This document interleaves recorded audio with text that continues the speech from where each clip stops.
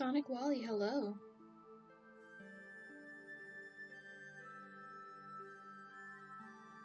Hi, Pride Squad. Hello, Songale.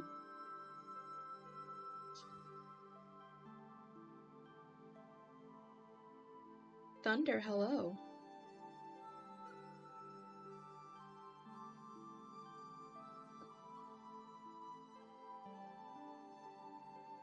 Anna, hello.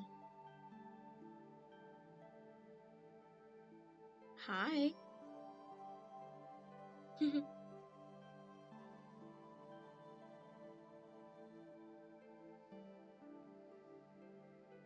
How is everyone doing today or tonight, for wherever you are in the world?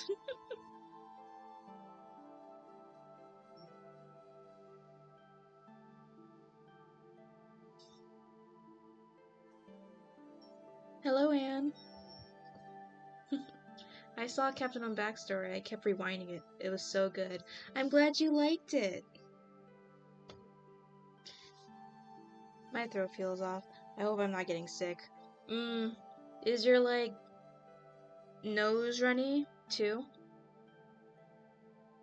The Pride Squad. Something may or may not have happened to me tonight. Oh, what happened? Is it a good thing or a bad thing? I love your Wally AUs. Thank you. Thank you for all your support. Nothing with my nose yet. I guess just drink a lot of water. Because if it was a runny nose, then I'd just recommend, either sleeping on the couch or just sleeping on your stomach. Because sometimes when you have a runny nose and you sleep on your back, all of the mucus goes to the back of your throat sometimes, and it dries out your throat, which is why you get itchy throat sometimes. So whenever I have a runny nose and I'm getting the signs of the cold, I sleep on my stomach. I'm getting my hair cut. I'm excited. Oh, nice. Freezy, hi. Bro, I've been sick. I hope you get better, Freezy. I don't sleep on my back anyways. Oh, okay.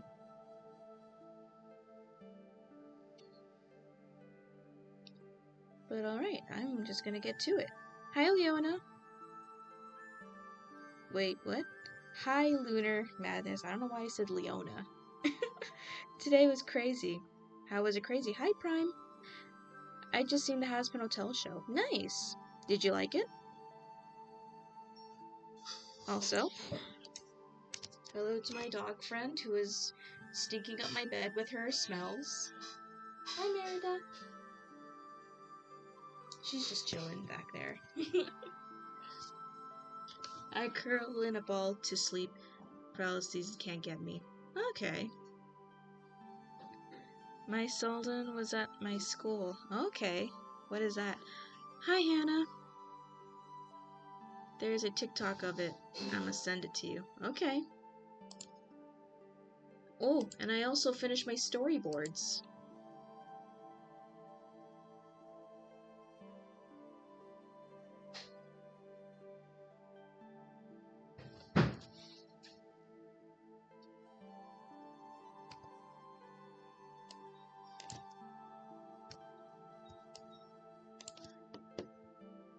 So yeah, I'm gonna try to pull up the music while I can.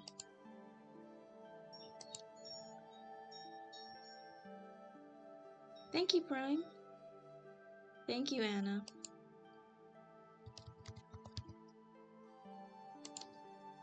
What story is that? Well, this is technically from a storyboarding class, but it is a story between a villain that I made up and my hero persona I made up.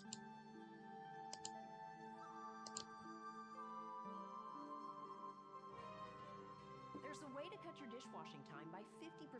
Try Dawn Power Wash. An actor came to my school film. Oh, nice! That must have been exciting. So well, you can replace multiple cleaning products. Try Dawn Power Wash.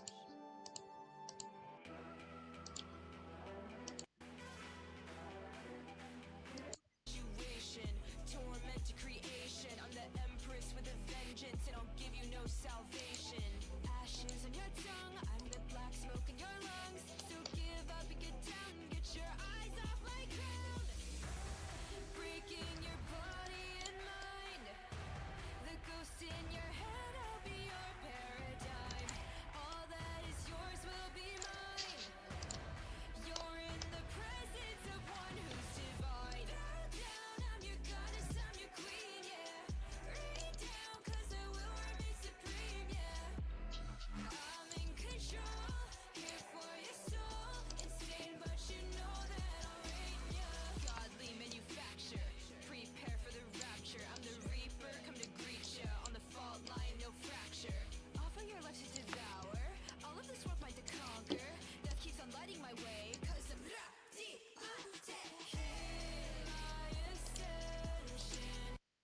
Yeah, and that's basically it.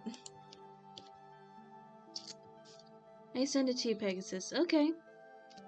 Thank you. Yeah, watch it when I'm done streaming, okay? I was going to Dallas for 3 days for the last field trip of my school, but my parents said no. Oh, that sucks. But yeah, but that's essentially the animatic I did. So I just need to like add some shading and what have you. Hi, cosplayer. How you doing?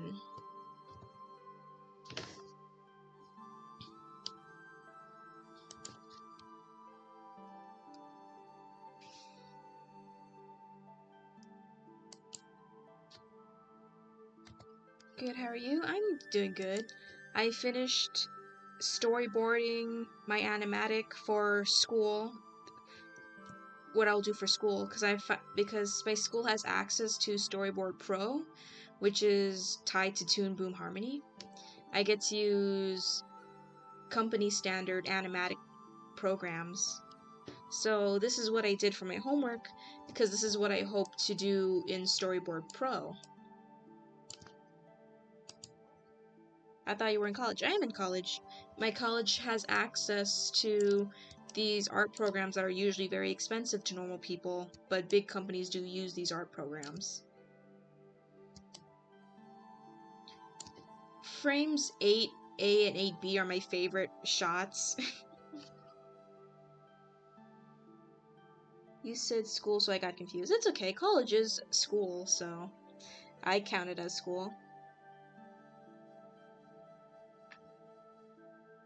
There's also a fight too, and I was really close. I got crying. Oh, okay. I hope you're doing okay.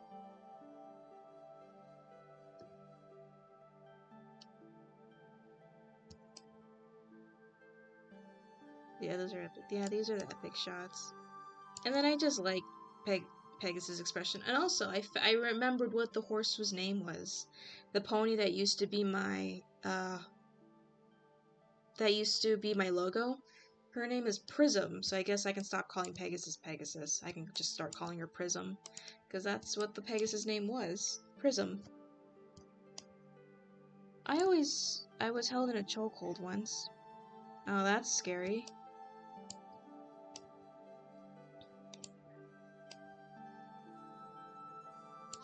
Are you talking about My Little Pony? Yeah, my logo used to be a horse that was inspired by My Little Pony, and her name was Prism. And then I turn that horse into this character, so Pegasus' name should be Prism. I put a kid in a chokehold once. Yikes. People should not be putting people in chokeholds. But yeah. I plan on doing another just random Photoshop painting because I want to do that. Prism. I came up with an MLP Kirisonas named Solus Reed. Solstice Glade. Oh, nice. That's not good. I just started to think about something. I beat up 3 guys that were older than me once. Okay. I'm gonna make 2 videos. One where one is going to show some stuff about my OCs and me. The other will be me talking about my series. Oh, nice. The kid was annoying me, and no matter how many times I told the teacher, they did nothing and the kid wouldn't stop. But I'm assuming you also got in trouble, though, for that. Yeah, it looks like summer solstice. Oh, okay. Not good. Great, I'm shaking about it. Well, then go sit down and relax, Lunar, if you're shaking.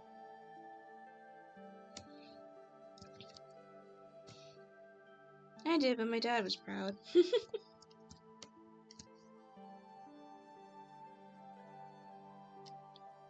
But I hope that's not like your default reaction to like annoying people, hopefully.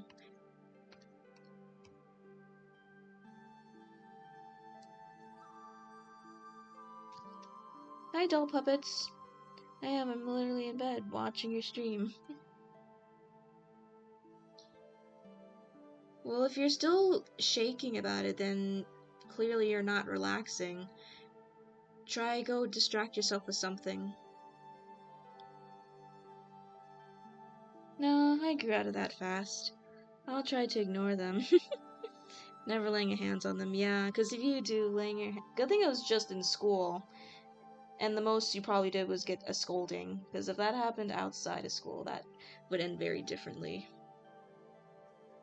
What are you doing now? I'm looking for my paintbrush, because I plan to do another painting of sorts.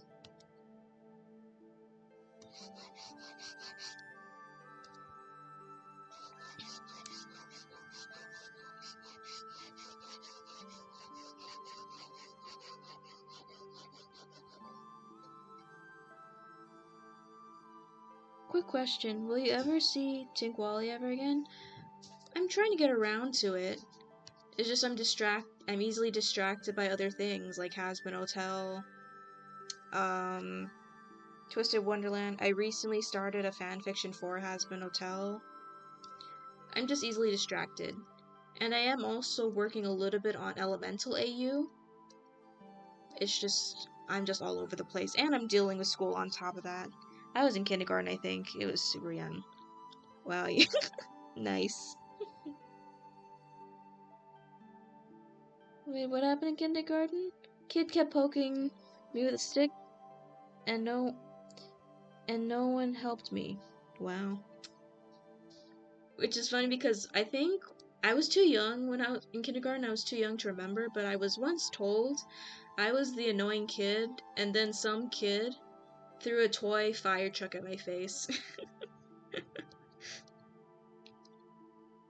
I don't know, maybe I'm just sympathizing with the annoying kid, like, don't start violence just because the kid's annoying. Yeah. It's a good thing I was too young to remember it, so I didn't even know until my parents were like, "Oh yeah, you were a very odd kid." I'm like, "Oh."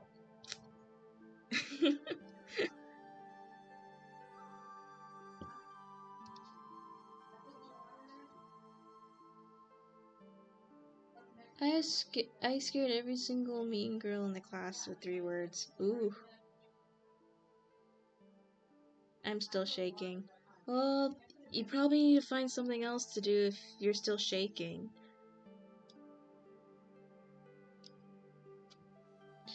He kept poking me with a stick, then I became the annoying kid with hugs when I got older. I got in trouble for drumming on my lunchbox in kindergarten when other kids at my table did it too. All we did was get in trouble. Like, oh, okay. Drink water or eat. Yeah, I need to look up something.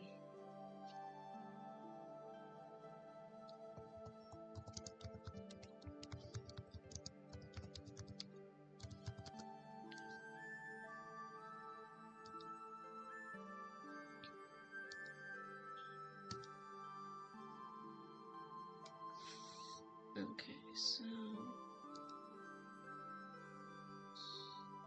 I just do this.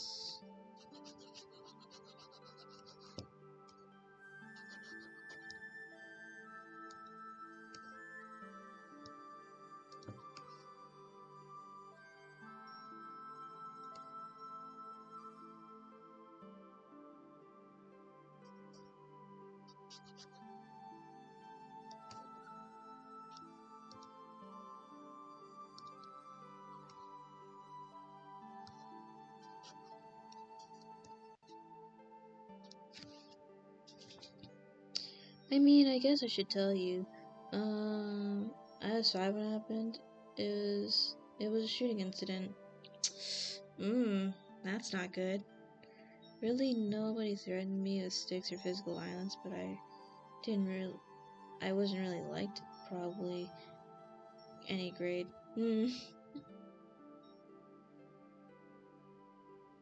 I was always the shy kid in the class. As a kid, till I got used to my new school and classmates. Then I'd be more talkative and less shy. Oh, that sounds about normal.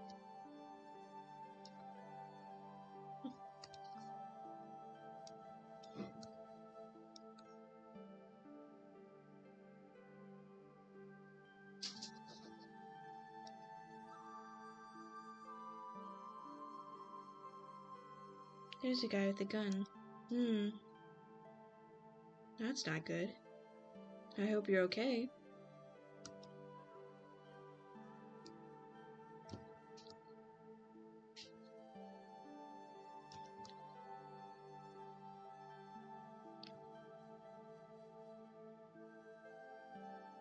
Woolly Worm, hello, how are you?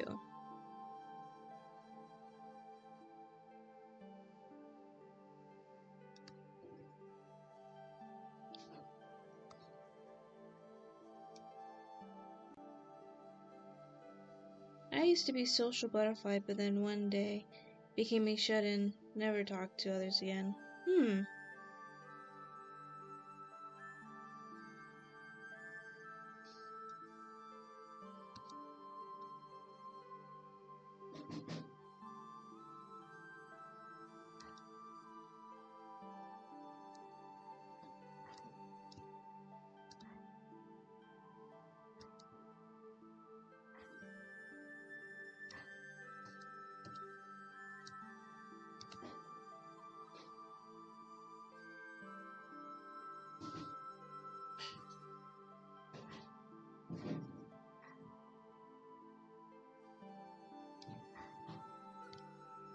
Is this the Neverland AU? No. I mean, it could be, but no. It's not really any specific place, it's just a really neat idea that I just randomly thought of, and I just wanted to paint it out.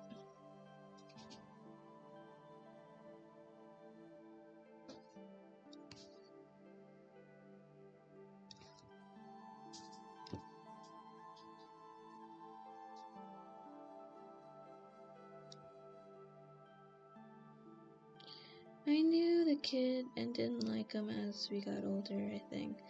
That kind did a deep bang me on stage to myself. All my parents told me was to stop hugging people. And stop Yikes. Okay, time to get snacks. Alright.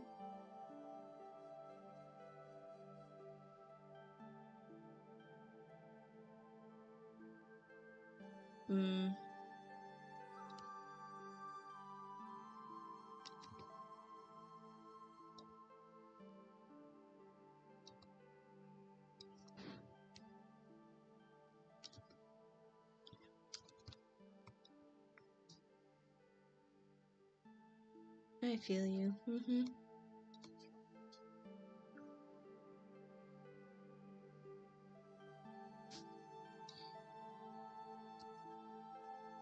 Oh, but looks like I am not so great phase again. So, my plushies, yeah. Okay. Hi, Annie.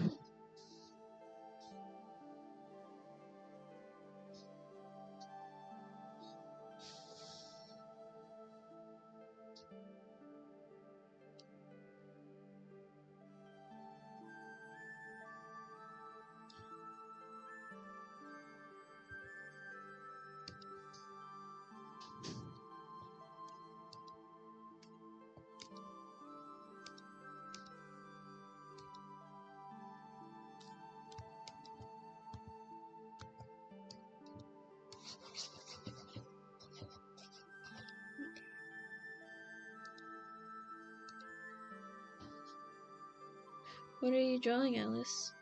I'm just making a random scenery that could be for Welcome Neverland or just Hazbin Hotel fanfic I'm doing. Born of Unknown Stardust. Because in the newest chapter I'm writing, Sarah managed to convince the High Elders to let her essentially bring you down to Earth to see how pretty Earth is.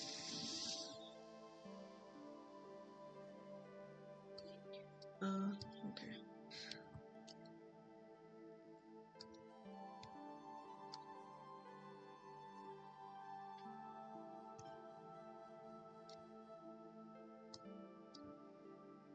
Can I ask, is it dramatic to think of a traumatic trauma that affects you a lot? I can't say because I'm not I can't say traumatized, so I wouldn't really know. But if you find it troubling, I recommend just seeking professional help at that point.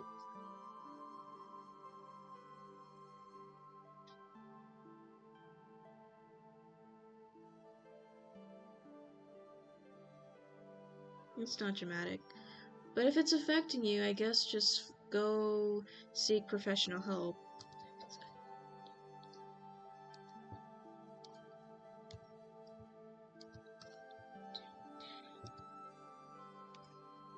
Good night, everyone. Bye, Pride Squad. I finally figured out the name of Kelly's 3 adopted siblings. Oh, nice.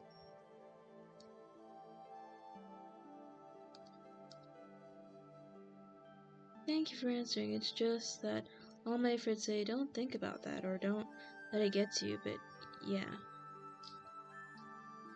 I'll think about it. Then I recommend just seeking professional help.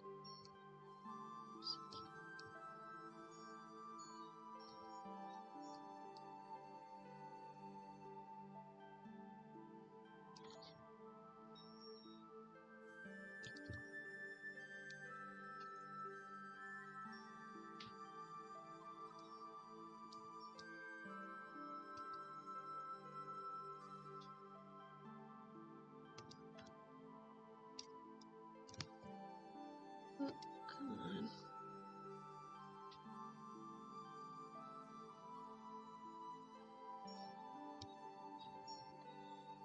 Yes, you should try to find a way to heal, but seeking a licensed therapist may be helpful too. We have Becky, the actual pet spider my normal Kelly has, and the other two are Oakley and Bailey. Aw, cute.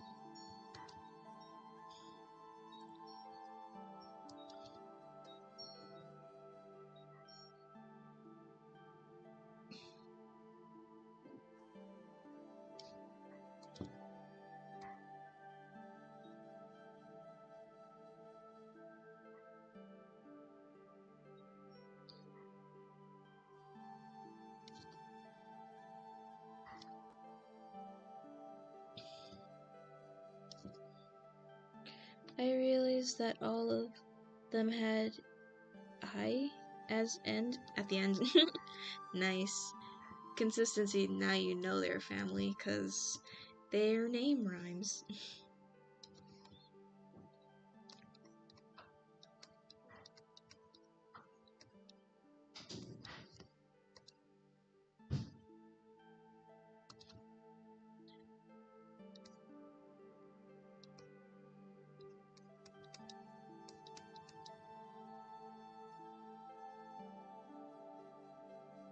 Wait, Cosplay Girl, you have a pet spider.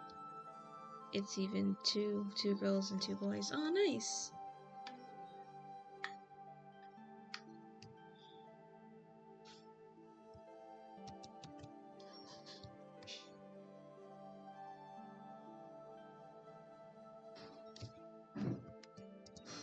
Riza, wait a minute.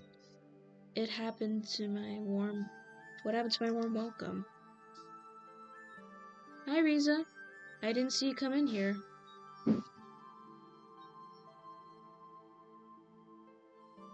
At least that it doesn't hurt a lot.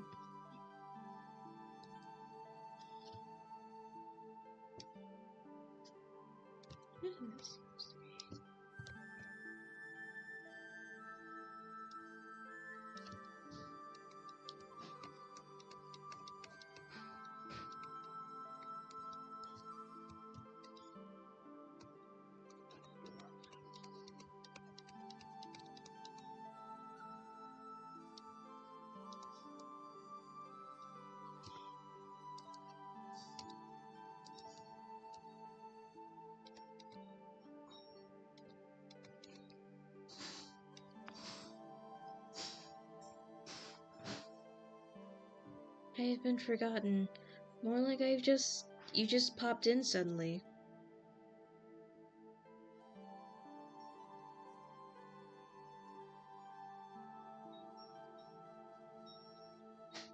My upcoming ideas? Any upcoming ideas? Well, I still have to do that one TikTok I said I wanted to do, and that is of like Fairy Wally just overreacting when Hawaiian Pan just left abruptly for no reason, which was to secretly attend the hot people's party at the Starlight Club. And Wally's like, where the heck have you been? No note, bed's empty, car gone, even though there is no car, but that's just a part of the audio. And he's like, you could have died. Why didn't you bring me with you?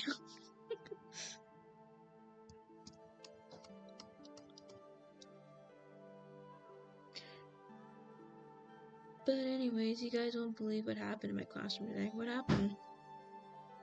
It's okay, she was a good girl, but sadly, time comes for everyone. Overprotective Wally alert, yep.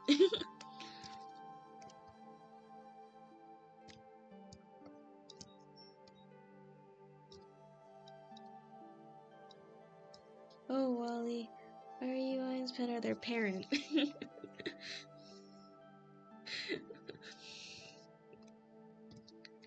And I guess I should actually finally start answering like those questions I'm getting for the stuff. And also, I really gotta finish like Battle for Wally, which I have not been doing because procrastination.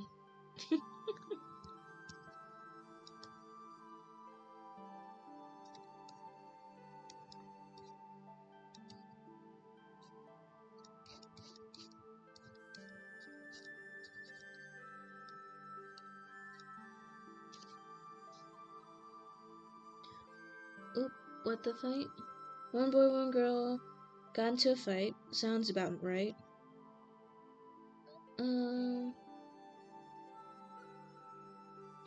Looks like we got adopted by a fairy. Or maybe just jealous fairy who's like, you went to a party full of hot people. What if they took you away from me? Like, what do you mean you're seeing? You shouldn't be seeing any people. Who knows what's going on with Wally? Cause Hawaiian Pen is Wally's man. Shouldn't be looking at any hot peoples. In Wally's eyes, I guess. Funky Wolf, hello.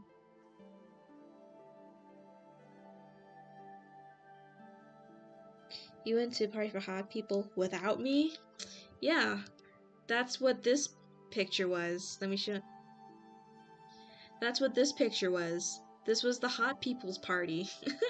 I just took all the characters that you guys in the chat said were very attractive.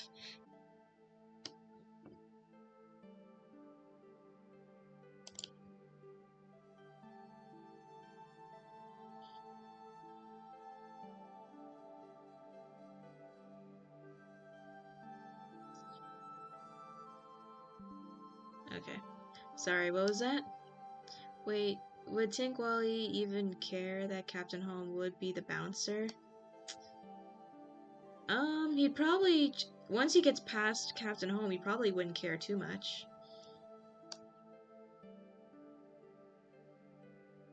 Okay, it wasn't my internet. It was my internet. So lag wasn't just me, no. It should get better. It's guys better, yeah? But yeah. So all these characters are just, yeah, Home's the bouncer. I forced Home to be the bouncer, even if he wants to be or not. I'll show you if I have him still.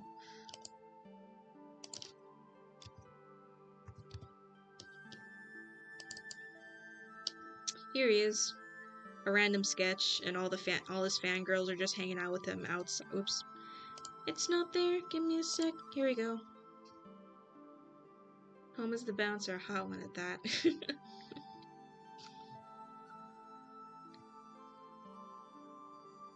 Hi, Coda.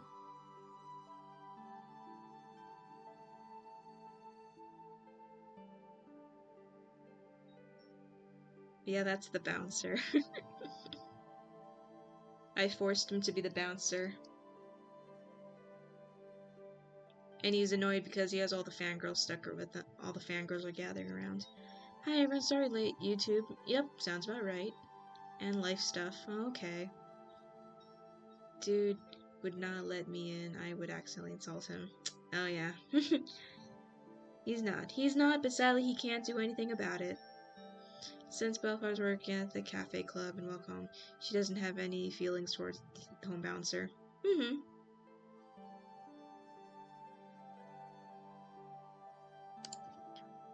Boop. It's raining tacos. Sounds crazy over there.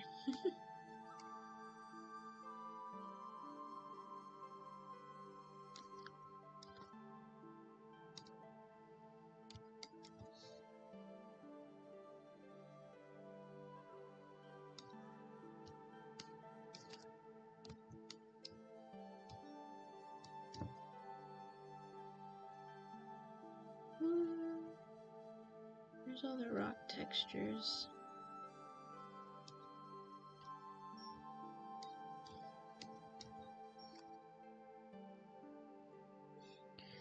Kelly's staying a hell away. She's gonna check on Wally.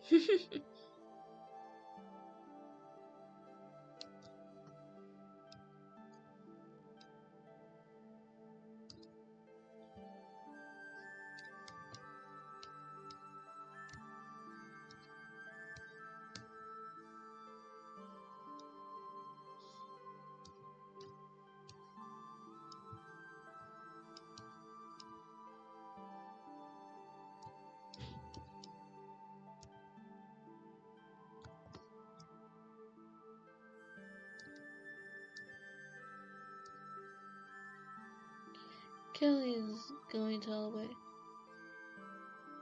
I have a fuzzball on my laptop and I can't move. Aw. I love the sibling, I just hate drawing. Wings, aw. Got stressed about school and sad about film stuff. Aw.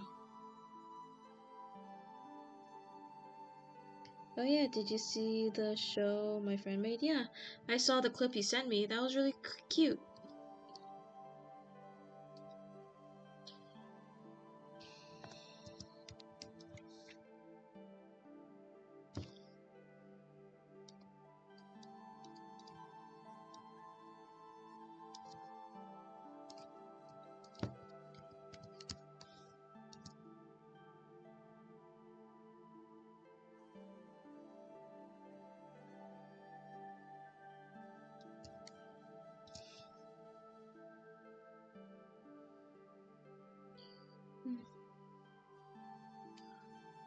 I like their wings, they're so pretty, but stars, they are a pain.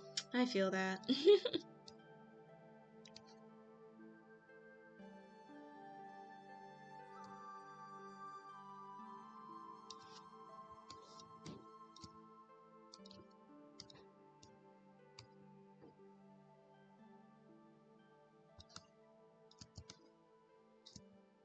Sad that eventually movie theaters will become a thing of the past because it's cheaper to wait for it to come streaming service. Yeah, that is really gonna suck.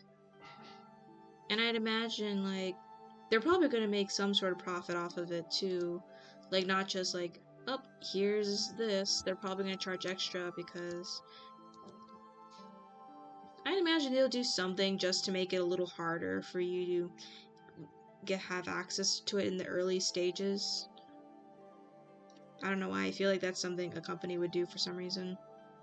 Something scummy like that.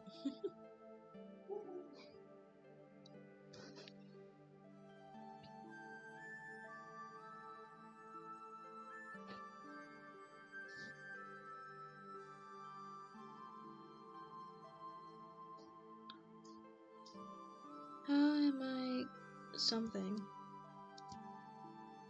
My line in the show. Oh, okay.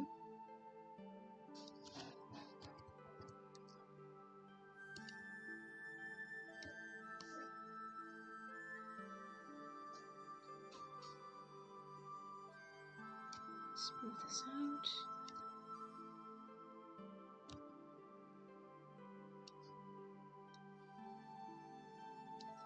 Yay, it's coming together a little bit. Not really, though. I drew angst about Tink Wally and one of Kelly's siblings. Oh, okay. Nice. My dad's on Gellhart. Passion is dead in the film industry for years. I never knows it.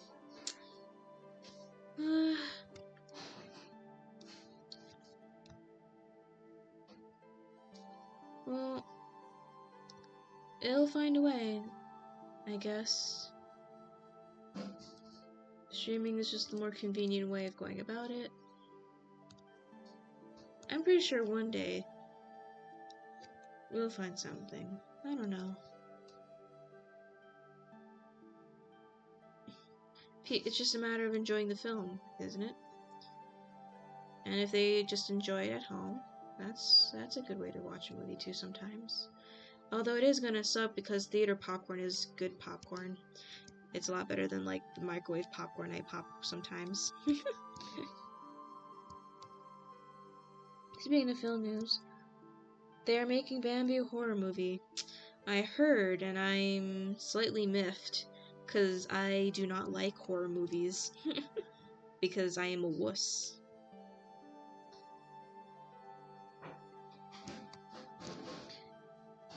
It's just mortally wounded than dead. Okay. Alice, I can't stop thinking about Captain Home as a bouncer now. I do not like being a simp.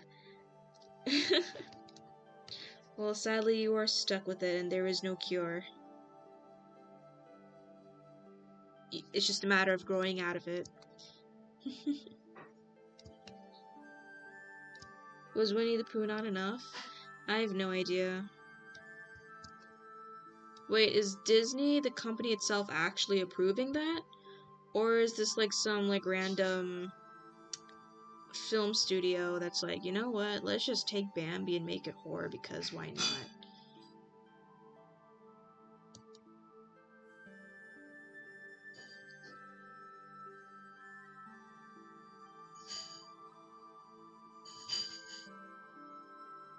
What do you think, Pegasus? About what I typed? My Sona would be like, oh hey Captain Home, lovely to see you again, but I got a party to get. I got a party to get inside for, so whoops, Captain Home was nice. See you later. Probably trips you on the way in as you try to go past him.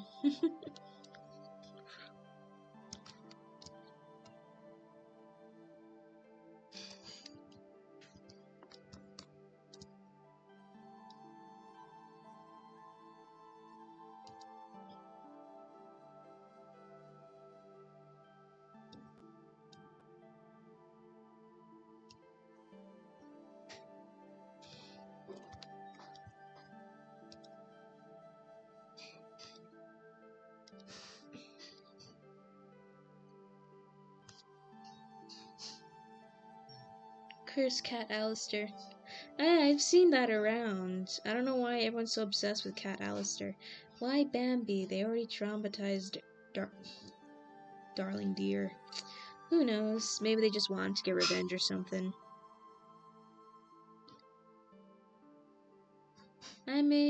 It's made by some team that gave us Winnie the Pooh horror movie, but Bambi isn't old enough for public domain, so I'm guessing Disney chose not to interfere. Oh, hi War of the Foxes.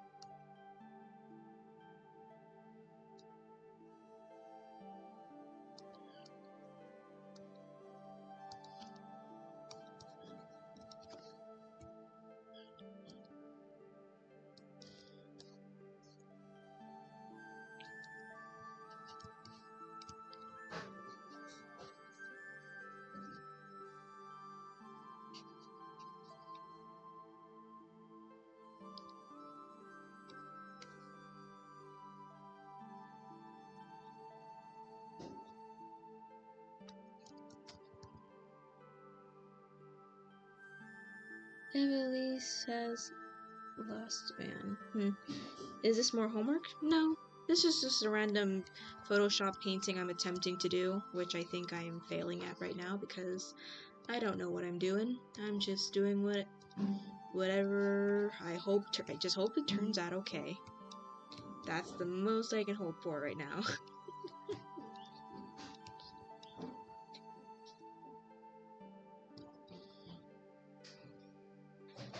Well, at least both me and my Sona get our face floor smacked and nose bruised.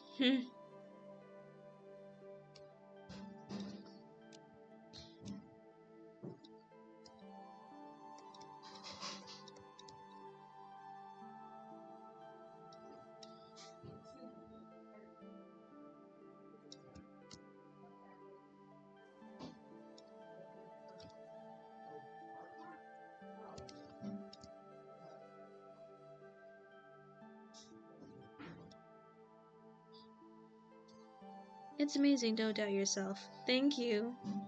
Not knowing what you're drawing can be fun. Letting your mind and art doing the thing. Yeah.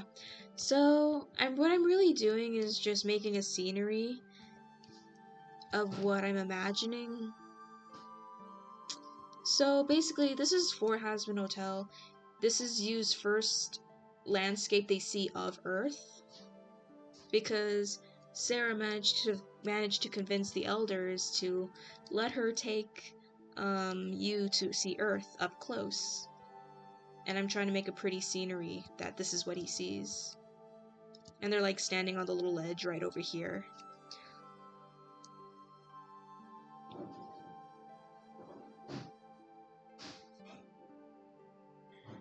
The last piece of film news that I have to announce is that the plot for Oswald Down Rabbit Hole is a bit long, so give me a minute. Okay.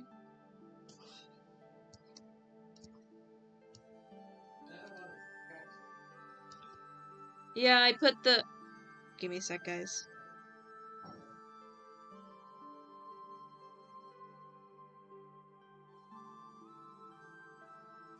Okay, sorry. Gotta go. Bye, Lunar! I'm just trying to put some moss on these mountains, I guess.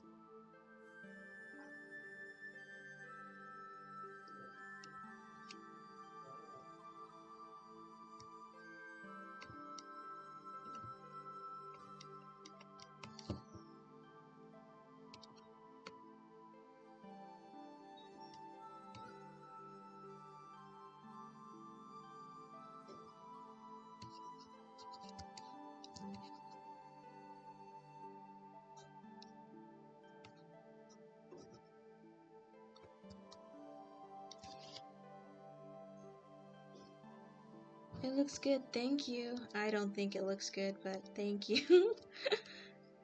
I'm like, what is this mess?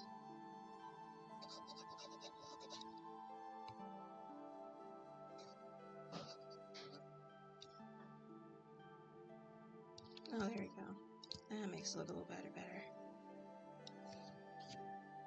So the group of friends find themselves trapped in an abandoned building where some Hollywood black magic occurred, and they are being haunted by Oswald. Will they escape before he finds them? Oh, that sounds scary.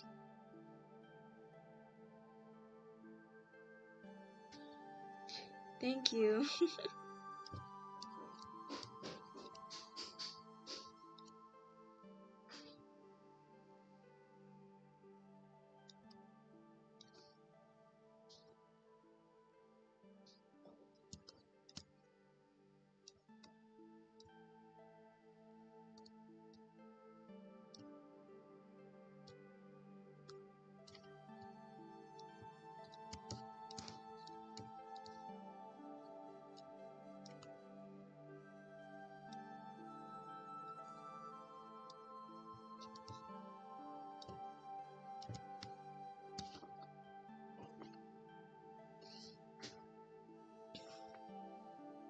The plot reminds me of Cartoon Cat. The teaser trailer got released in February and it gives off Bendy and the Ink Machine vibes. I can see that. I'm just like, everything that starts off wholesome has to become scary for some reason. That's just what I've noticed.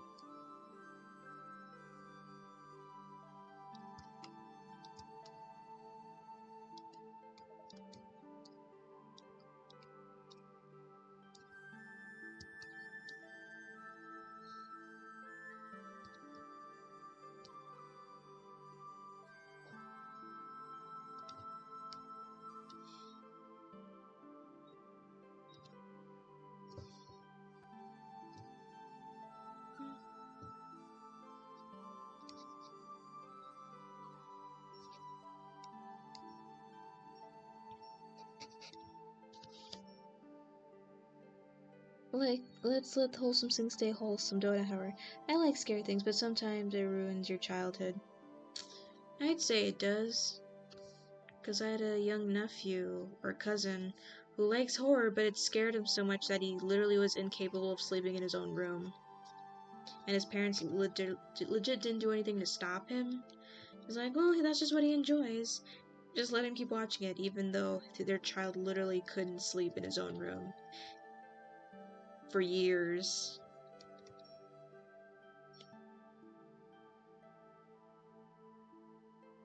Why must they ruin Oswald? I like Oswald the rabbit. Oh, I almost forgot. They're blending live 2D. I repeat, walls will be 2D animation. Oh, nice.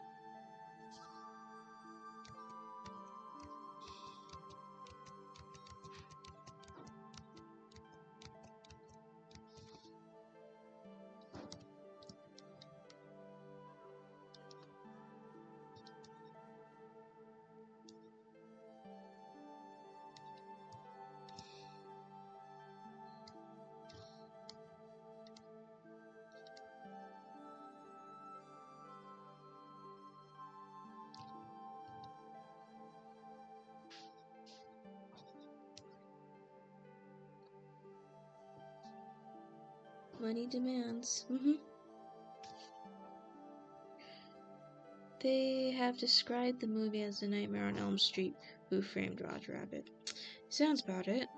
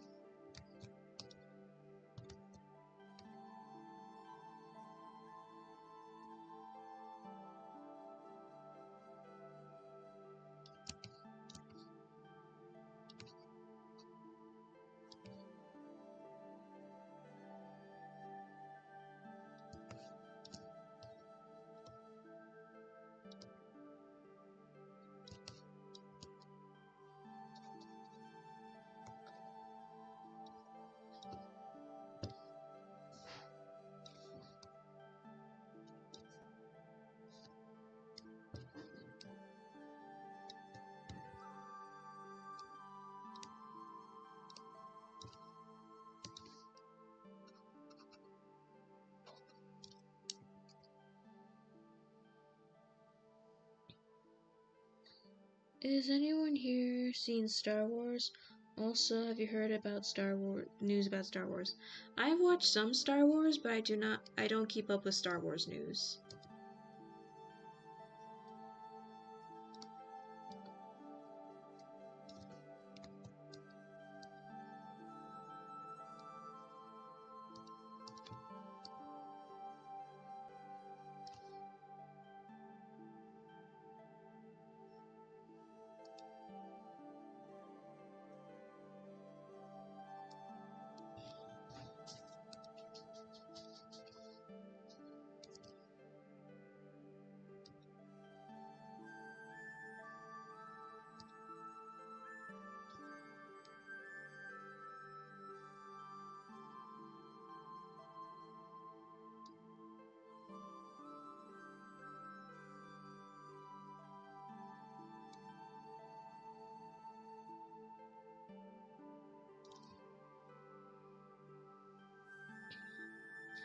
I watch some Star Wars.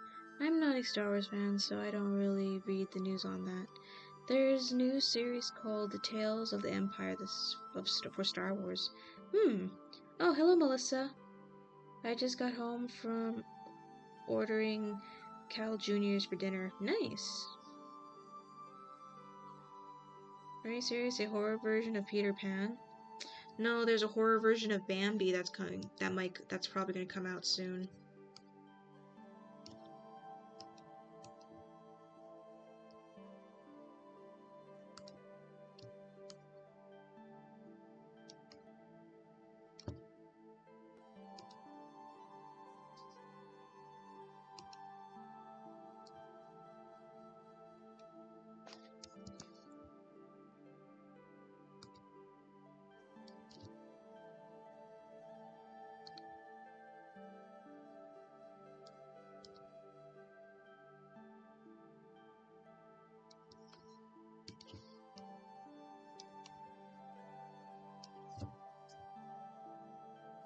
Anyways, how you're all doing? I'm doing good. Yes, just make shadows anywhere.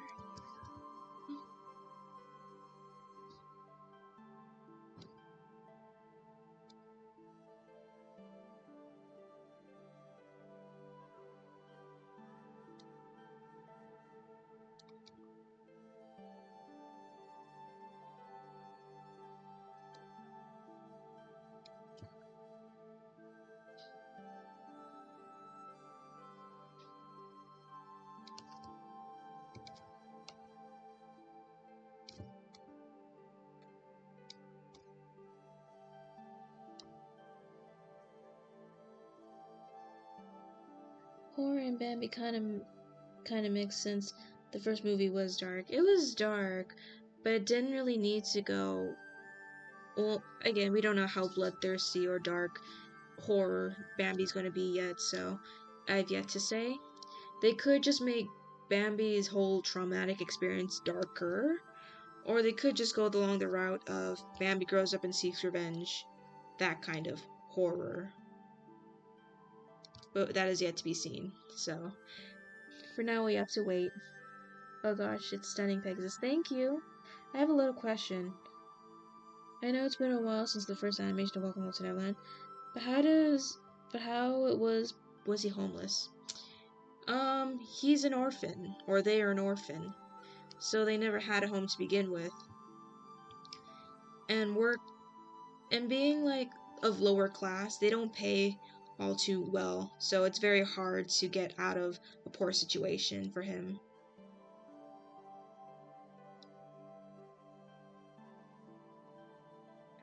So in a way, he kind of was homeless, mainly because it's just hard to pay for a living at the time, because they don't pay very well.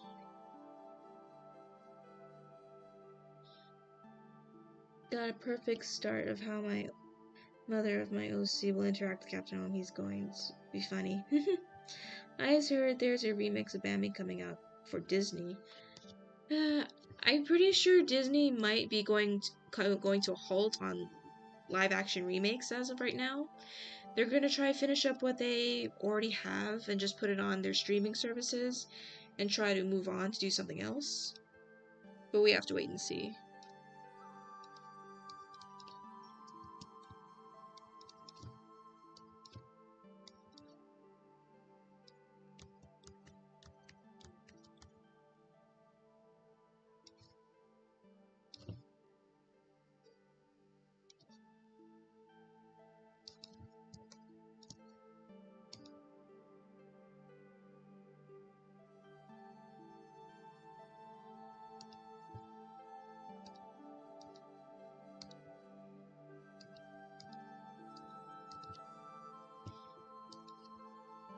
No, they better not ruin Bambi. That movie is majestic. No changes. Hopefully not. We have to wait and see, though. That is all we can really do, is wait and see. I really need to stop doing that.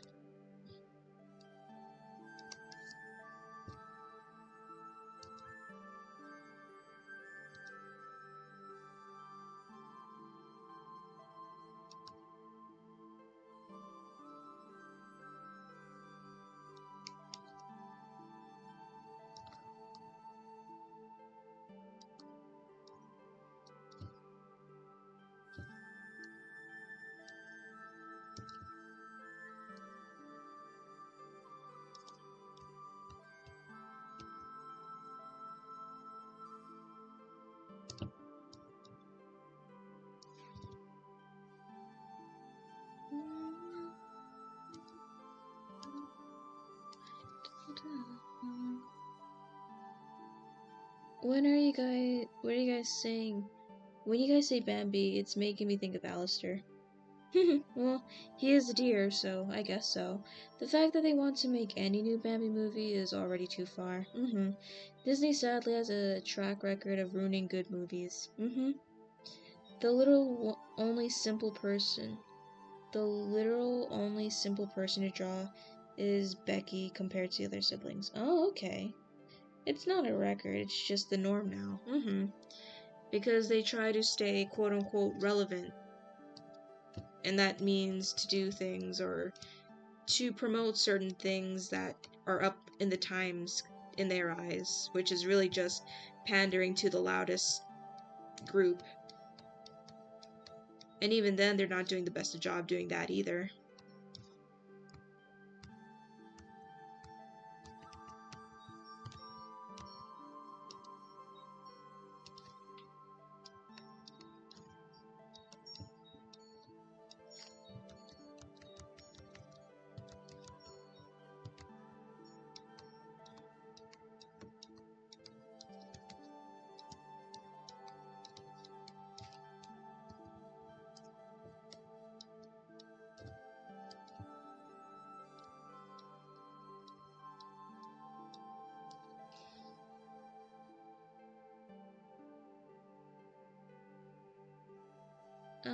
She's a spider. That's it. No extra wings to draw. Gotta go. Gotta sleep. Alright, bye, Annie.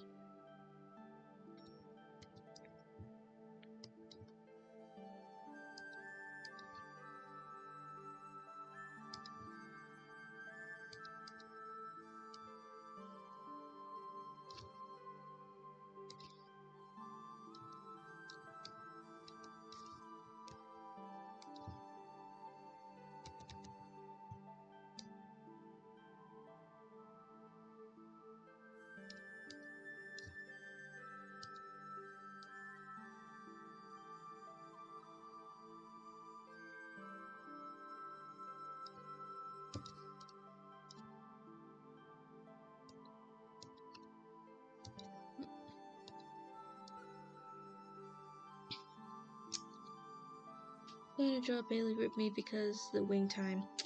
Yeah.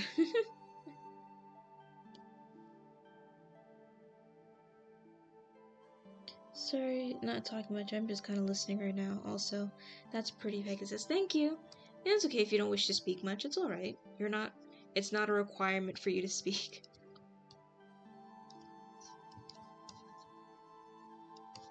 Hi, silly little guy. How are you?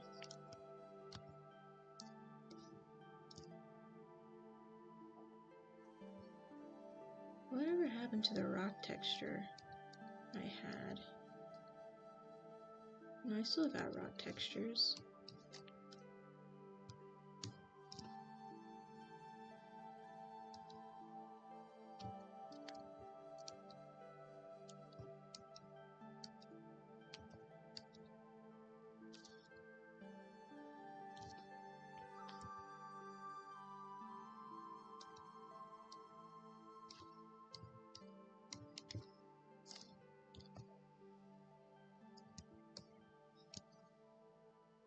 Ooh, that's crazy.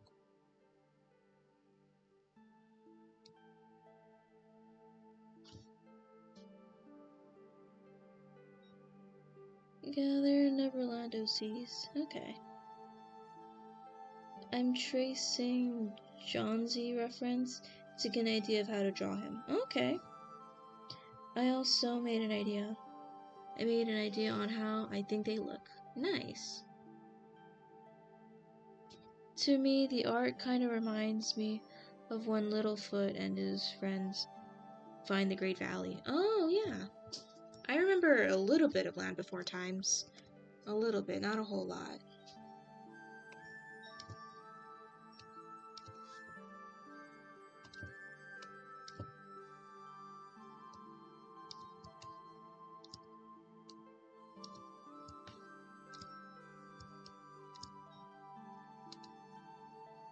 Oop.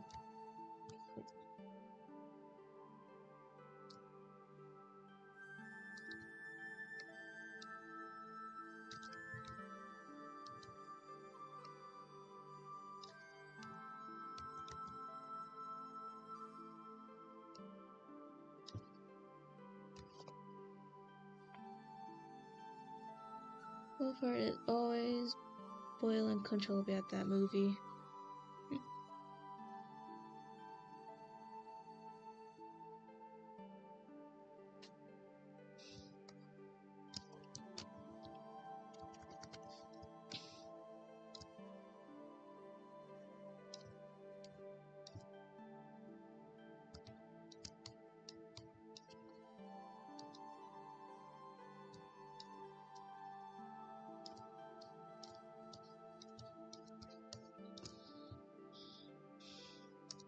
Alright, where is my clouds?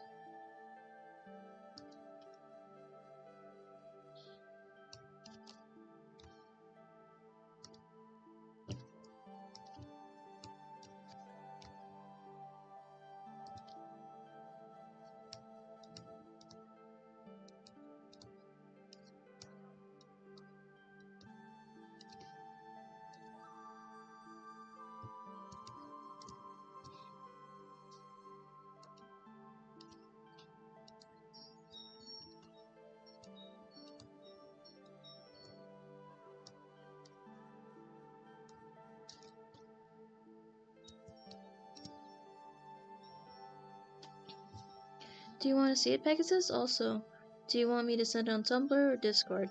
Whichever you prefer. Although if you want me to show it to everyone, it's probably best you send it on Tumblr.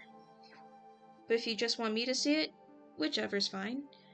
But Discord would be that one place, because I don't think I'm allowed to stream on Discord.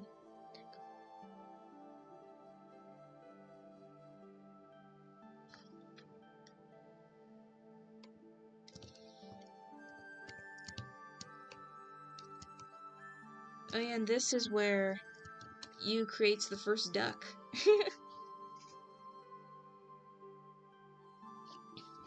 After I'm done with Barley, I'm moving to Kelly's husband. I'm going to give her a small angst break. Aw, nice. Some respite before you somehow rip it all away from her.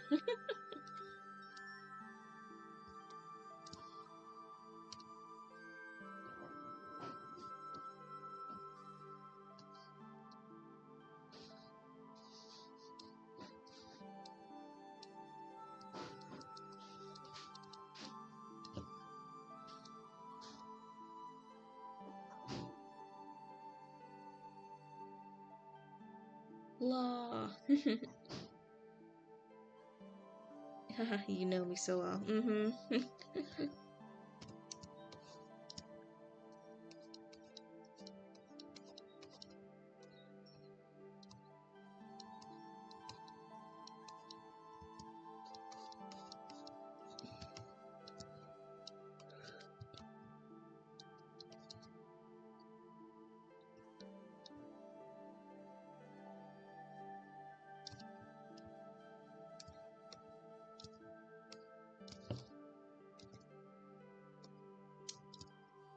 Yeah, you creates the first duck here.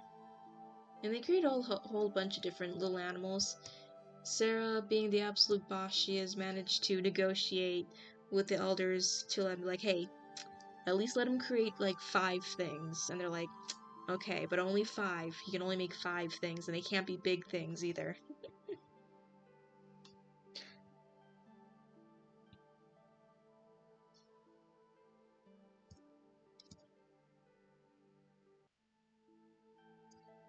I try to keep the face shape close to their siblings. Okay.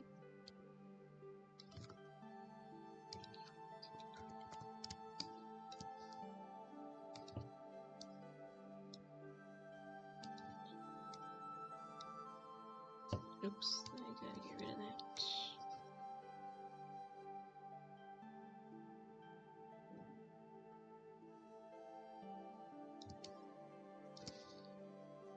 I was thinking I would create the first swan, starting at an ugly cognate. Okay. Yeah. So, what you makes is he makes a duck because at the time that was his favorite animal, and Lucy also said he wanted ducks on his world, so ducks were the first thing he makes. I just find funny grievance Barley will have its pants and have twig legs and can never find the pants that fit.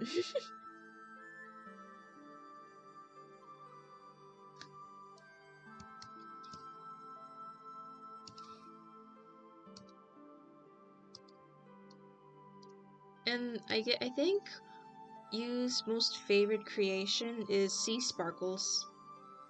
Yu's most favorite creation that he put on Earth was sea sparkles.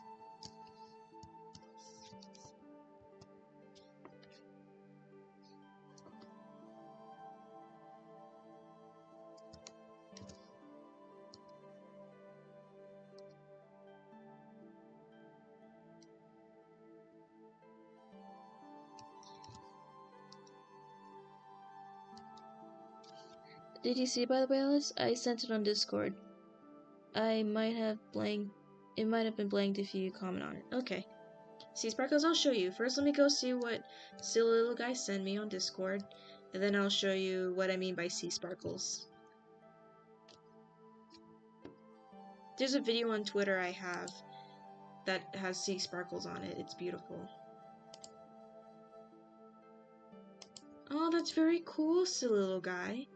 He looks great, although one of the pictures he's bald. But that's very cool. Nice.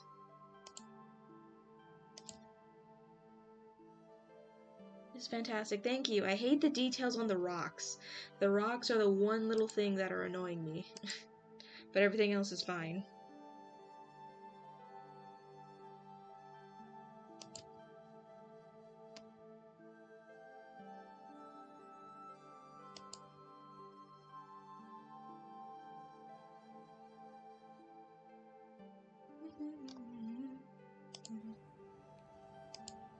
Oops. So yeah, these are sea sparkles.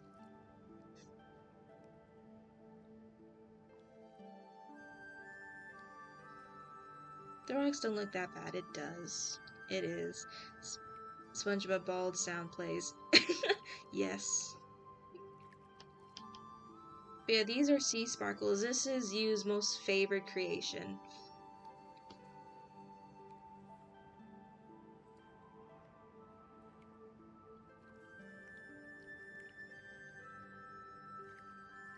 Yeah, the bioluminescence. Yeah, they're called sea sparkles sometimes. And Sarah's like...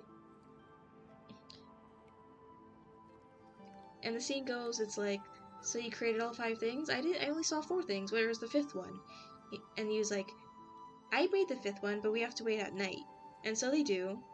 And Sarah's still kind of confused and like, is it algae? Some small organisms from what I can understand.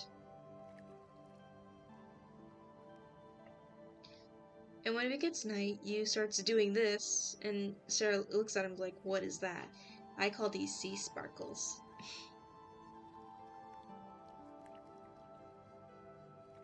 Although you have to be very careful with what type of sea sparkles, because while some of them may not be toxic, there are some that if there is too many, it could become toxic, so still be careful when you interact with sea sparkles. At least that's from what I can understand and know of. And also I found a really cool, interesting feed on Twitter about Lilith. It's a theory, if anything. It's a theory, but it's a really good theory. I don't know. I didn't know that. In the winter, my family goes to the beach at night and run our hands through the sand to find them. Not all of them are... I guess, just to be safe, I definitely know that red oceans, red seas, red algae, that's toxic. That one is pretty bad. But I think something like this is okay. Just make sure to wash your hands afterwards, or make sure there's no signs around the beach saying toxic waters. Because I think for the most part they're fine. Yeah, red tide. Red tides I definitely know are bad. And sometimes you'll find sea sparkles there. But I think for something like this, like with this person, I just recommend don't put it in your mouth and wash your hands afterwards. They're pretty, but they're not meant to be eaten. What is happening?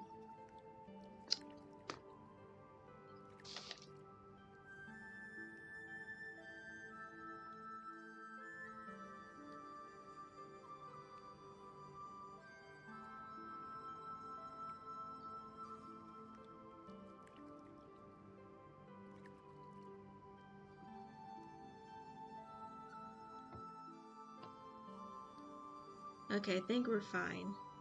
Hopefully it stays that way. Gosh, I could watch this for hours, yeah. And also, I found this very interesting feed on, like, their theory with Lilith. I want to read it to you guys because I think it's fun. I think it's interesting, even though this person may be digging a little too deep. I just think it's interesting. What happened to the Morningstar family? This picture always felt off to me and I could never put my finger on it. It feels cold. Here's the thread of me picking apart the family photos, cause as an artist, portraits like this always tell more than meets the eye. Don't drink it, yeah, don't drink. So far, this family portrait seems like the earliest one. It radiates domestic bliss. Everyone is generally happy here. Everyone in the picture looks like they're holding each other, representing the tight bond that the family shares. It's cute, sweet, and a little silly.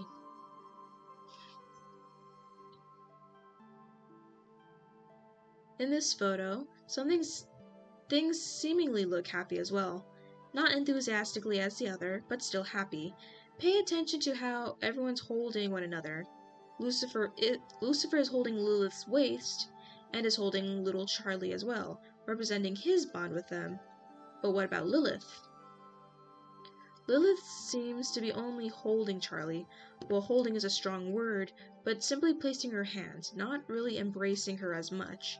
That's all subtle, but there is a slight change in how the family connects to one another considering the last family photo, right?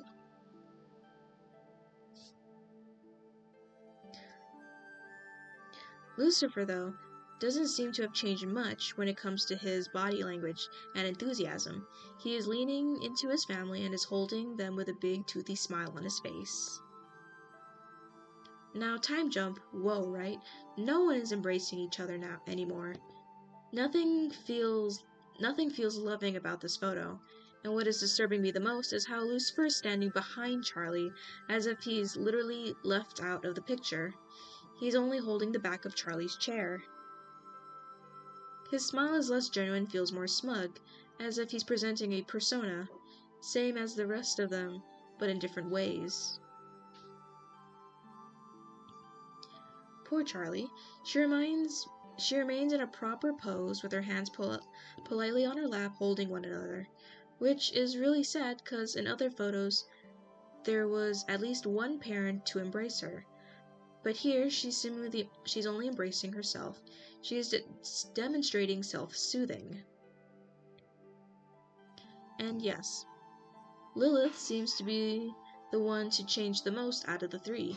She stands directly next to Charlie in a way that is very purposefully that I will get into later in a later thread. A huge contrast to how Lucifer is being presented in the picture as a person in the background. And what about the clothes? I am sure you all ask, D, what does clothes have to do with anything with progression of the family in the portraits? Well, I'm glad you asked, because I'm going to tell you. Hello, motorcycle. Okay. Lucifer's clothing is very bright, white golds, and pinks and reds, lilac eyelids. And yada yada. White and gold, I assume, are some habits of heaven that stayed. Overall, he's very bright. So, I ask you one simple thing. Have you guys noticed odd of how Charlie's dressed? No guesses, no? Did you catch what I'm saying? Let me explain. Why is it that Charlie's always dressed like Lilith? Okay, well, not exactly, but look at the style of clothing when Lilith was in the picture, matching skirts, mostly dark purples or blacks, more feminine Victorian style clothing, more moody, regal even. Even the little red gemstone matches, side note, gemstone she wears matches the red gems in her crown. We can even take a look at some of the portraits in the pilot as well, in which all of them she looks uncomfortable or just indifferent, and it just doesn't feel like Charlie being Charlie. If anything, Charlie seems to have branched off a lot from Lucifer. I mean, he said to himself, looks like the apple doesn't fall far. Bright colors and more masculine flair, fun, whimsical.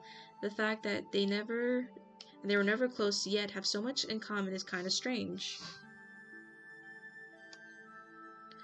Believe it or not, Charlie was always a daddy's girl, and it seemed to be the core of her ambitions to fight for her dreams, her passions. So why were they never close? What could have pulled them apart? Well, I have an answer for you, but I need to make a part 2. So yeah, she points out that, yeah, they seemingly drifted apart over time, and yet Charlie, when she got to choose for herself what to wear, she dresses more like her father, more flamboyant and whimsical.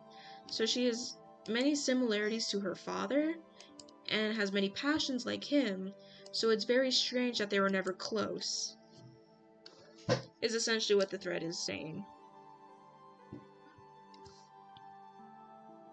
I found that interesting, and I just wanted to share that with you guys, because I thought it was neat.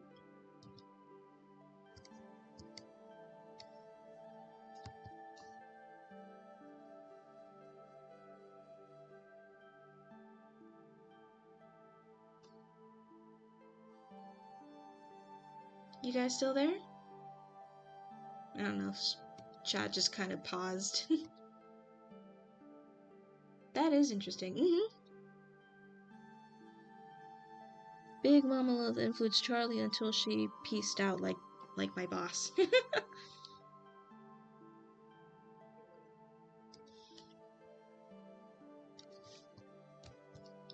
Yeah, I'm here. Okay. Sorry, something fell and broke, so I had to take care of it. Okay.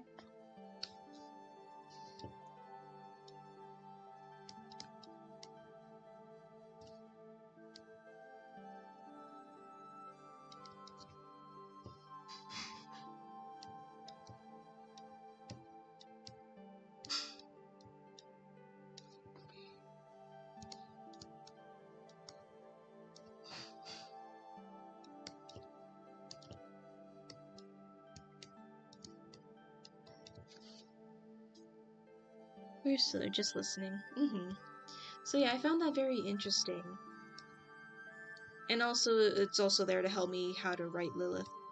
Because in my story, Lilith, sadly, is not a good person, so it will be reflected in the story.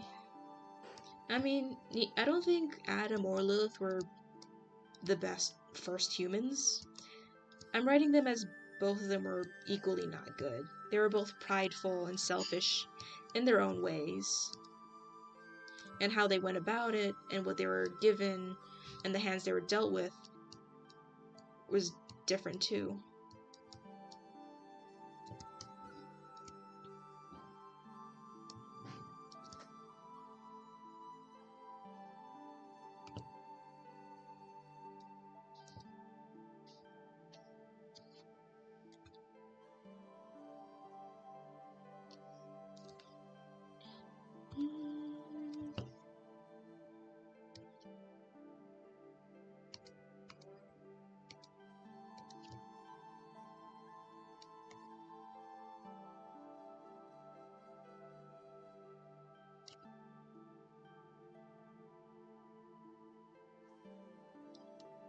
So I kind of can't wait for.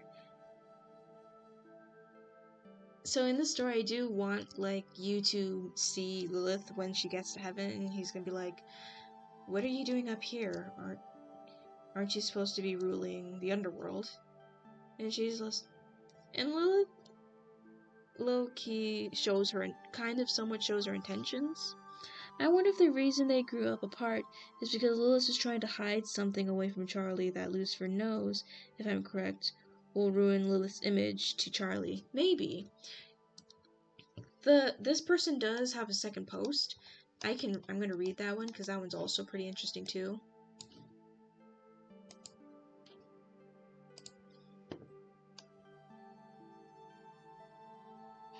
If I can find it.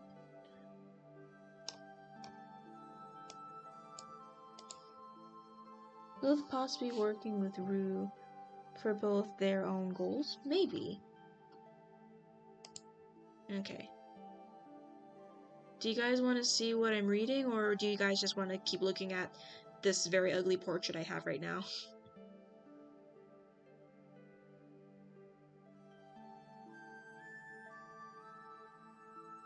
You want to see what I'm reading?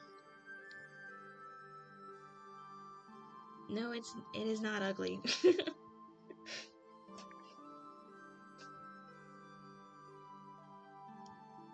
Okay, I guess I'll just leave it on this portrait for now.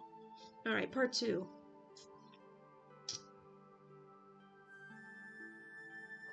Yes, I'm gonna think you're saying yes, you want to see what I'm reading, but okay. I'm going to keep my eye on Lilith. Also, the art looks lovely, thank you.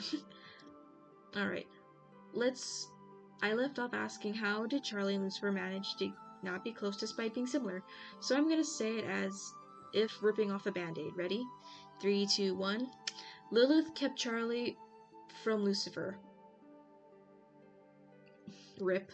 And she shows a little band-aid with fingers like she's ripping off a band-aid. Yeah, I said it. But D, you can't assume that she's a bad mother, blah blah blah blah blah. I'm doing it. I'm making an A out of you and me. Let's dive in, shall we?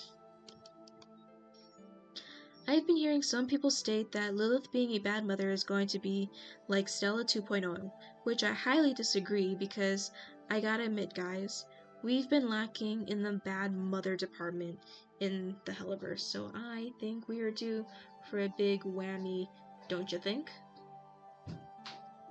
Where's the drama if Charlie has just 2 loving parents that want to help her and see her passions grow?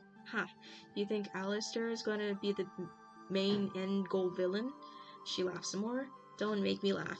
This show is gonna be carried by a big bad woman. Mark my words. Evil bees rise.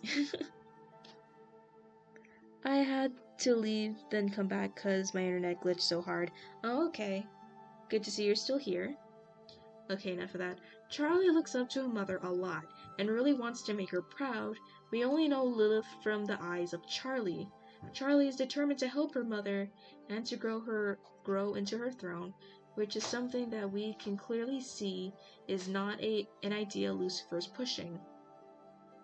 Lucy is not aware of what Charlie's been up to, so it's safe to say he's not really connected with her concerned with her fulfilling her royal duty, cause to be honest, Lucifer hasn't been doing much of that anyways. And there's a cute little picture of him messing with his ducks. Is my internet still working? Okay.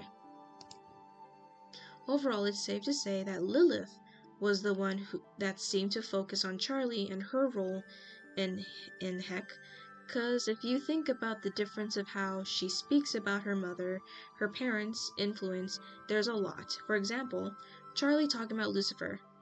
It's the view I've had of you that showed me dreams can be worth fighting for. The tales about your lofty dreams, I listened breathlessly, imagining it could be me, cause in the end, you are a part of who I am. Charlie talking about Lilith. Don't worry, Mom, I'll make you proud. This kingdom is something she really cared about. Something I care about. I wish my mom was here to see this, the battle against heaven. I believe that Lilith has taken over the role of influencing Charlie in her life,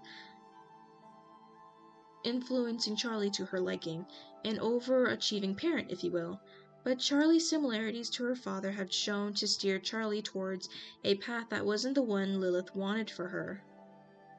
Before episode 5, a lot of Charlie's speech towards her father was super negative as well in the pilot. His absence was given her a negative view of her father. Naturally, I do not blame her, of course, which is totally understandable, but I'm sensing a double standard here. Cause it seems that both parents have been absent, yet why is it that Lilith gets the, oh, she's been gone, but it's totally for a good reason, I'm sure, while Lucifer it's completely opposite.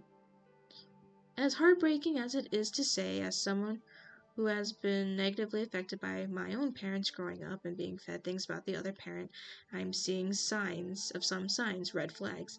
I think Lilith conditioned Charlie to see her as the better parent. Yes, I know, I'm making a strong statement. Charlie is very easily to influence, so it wouldn't surprise me if dear old Ma persuaded Charlie to primarily rely on her. That's why in the pilot it seems like it was Charlie's first instinct to call her mother, even though she never picks up. funny thing about that, actually. Charlie goes to call Lilith, who never picks up, but we learn that Charlie never tries to call Lucy first, even though we've seen that Lucy would definitely answer and immediately give her anything that doesn't involve heaven, of course. To me, that's super fishy.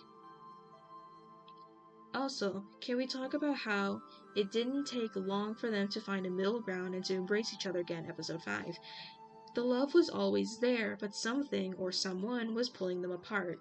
And let's not forget the lines in the song specifically saying, "Now that my eyes are open, is that we can start again and not be pulled apart again." Saying being pulled apart again is an interesting way to describe it being pulling. Is there something done by force? Could be a reach. Well, of all of this, I'm bringing back this one. Lilith is right at Charlie's side, looming over her in a way giving everything I said before. It feels territorial and giving me, and what drives me absolutely crazy is that Lucifer is behind them and is super sad is that as much as he's away from her, he still tries to ensure some sort of form of contact, but can't, so he's holding the back of her chair. Now, I don't care if it was a deal on Lilith's behalf, or if Lilith slowly started to assert herself using Lucy's isolation and lack of motivation against him, but to me there's a lot of red flags that I'm catching, especially with Lilith's influence on Charlie. I'm also not sure why she left for heaven anyways. From the outside, it seems like she wanted a break from the responsibility and left it to her daughter to take care of it, but maybe it's not that simple. There's a possibility there's more to it, but I'm using what is given to us. But wait, if she is such an overachieving parent as I claim her to be, then how can she keep tabs on her daughter if she's away? How can she continue to influence and guide Charlie in her path? I wonder, and shows Alistair making fun of Lucy. And that's part 2 of her thread. I'm not entirely sure if she made a third one. I'm gonna go check real quick. In Pinkie Pie voice point, suspicious! I'm just gonna see if she made a part 3 post, because I'm pretty sure she did. I don't know though. No, she did not. So that's the thread that I read, which I found very interesting. So what do you guys think?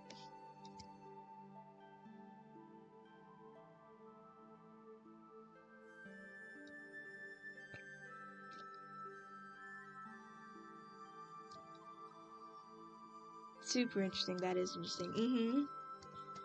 So I can't wait to see like how they handle Lilith in this scenario, but I can't wait to see what they do.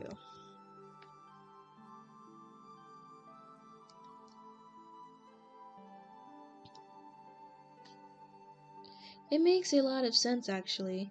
I never get the sense Lilith was a good mom, though.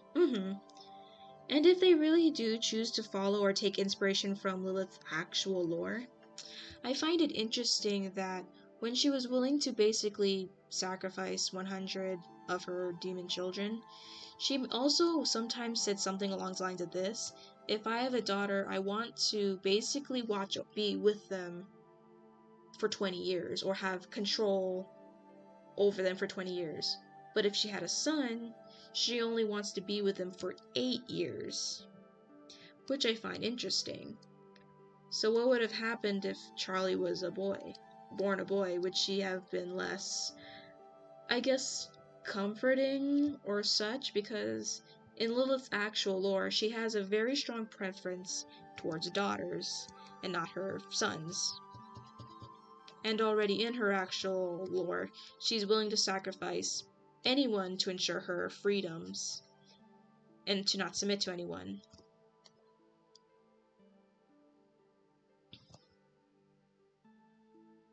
Because I believe this is a Judaism belief that Lilith is a thing.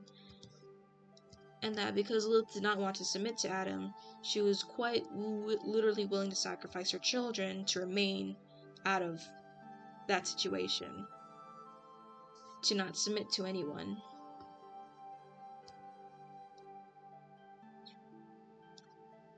So I find that the most interesting. Yes, I think Lewis is only in the Jewish version. Yeah, Lilith is in the Jewish belief.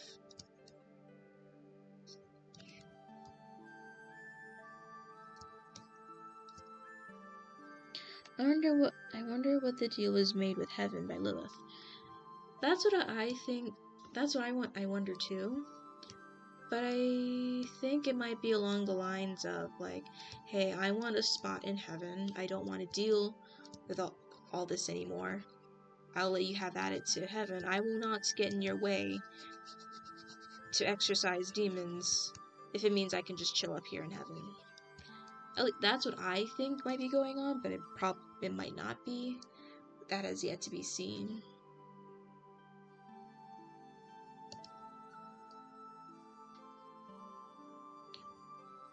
Because Lilith does not like being ordered, doesn't like being told what to do. As we can see with her interactions with Adam, she did not want to submit to anyone. And she probably hates people who think like him. And because she rules over Heck, I'd imagine there are a lot of people who think like Adam does. So why would she want to rule over these people who may not entirely worship her because they think she's a good leader?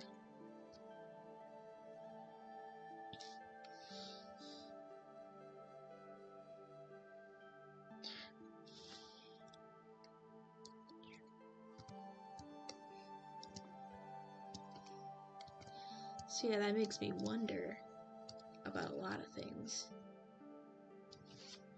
I think the deal would be, I'll keep Lucifer and Charlie in check, and I get a spot in heaven or something like that. I can totally see that too, something along those lines.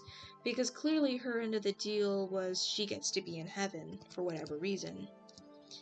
Maybe she finally got oh so tired of ruling over her people. Because people like to paint her like, oh, she's truly devoted to her peoples. She's sympathetic to the humans. But I'm like, okay, maybe. But I don't think she cares about all humans, or she only cares about them for what she wants. Probably called Charlie in full name. Charlotte. If that's the case, couldn't heaven just kill demons and sinners, but kill Charlie to what could Lilith... But what would Lilith do if they killed Charlie? That's to be seen, and we have no idea what Lilith's personality is just yet. We don't know if Vivzie is going to follow what has been stated about Lilith in the Jewish belief, or if she's just going to be her own entirely different character interpretation. But for the Lilith I'm writing, and I think what might be happening, I could be wrong, Lilith is like the opposite side of what Adam is in the show.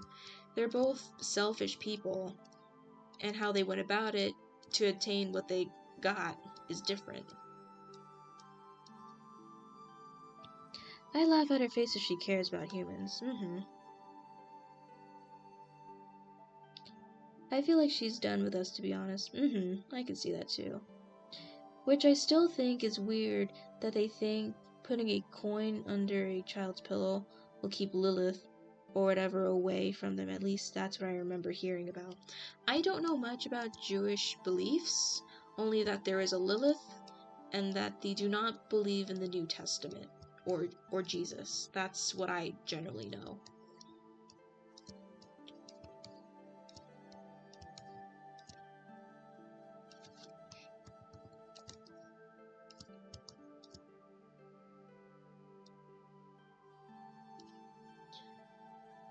But yeah.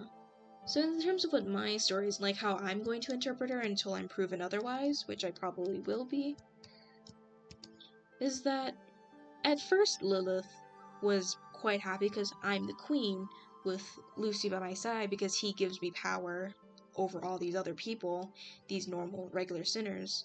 I'm the queen. I should be worshipped and adored. And kind of gaining a similar mindset like Adam, because in the show, Adam thought he was supposed to be worshipped for whatever reason. And I do think Lilith has a similar complex.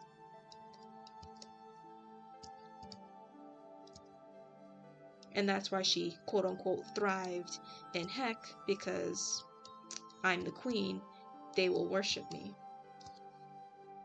I finally finished Bailey's Wings. Nice!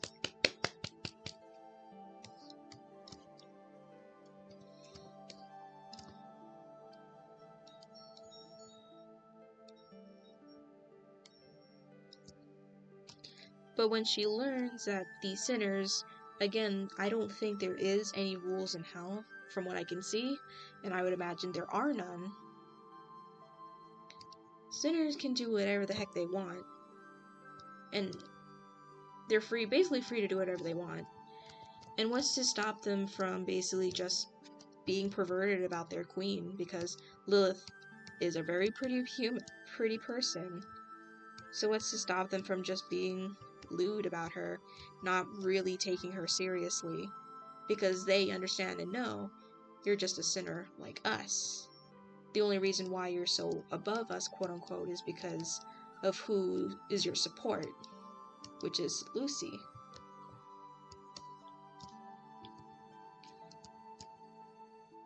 And that maybe that's the reason why over the years it grinds her gears that no one doesn't truly respect her outside of being like a singer.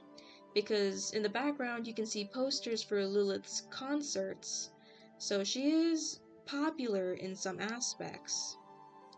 But if she's just popular because she's a singer or for her songs, you can already tell what kind of fans she has. They're not necessarily there because they respect her as a queen, but as entertainment of some kind.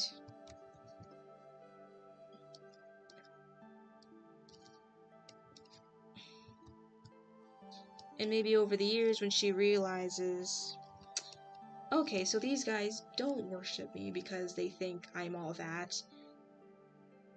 While some of them do, others just look at her as like, you're a pretty person that I want to ogle up. We don't actually respect you. Again, because she's in Heck, all these people are not good people.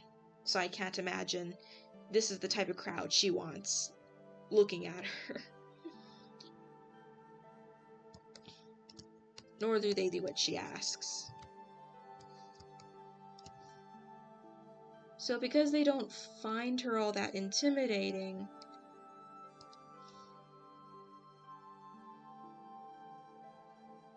I'm antagonistic. Wait, I read that wrong. Give me a sec. Reading. I'm agnostic. I don't know much about religions.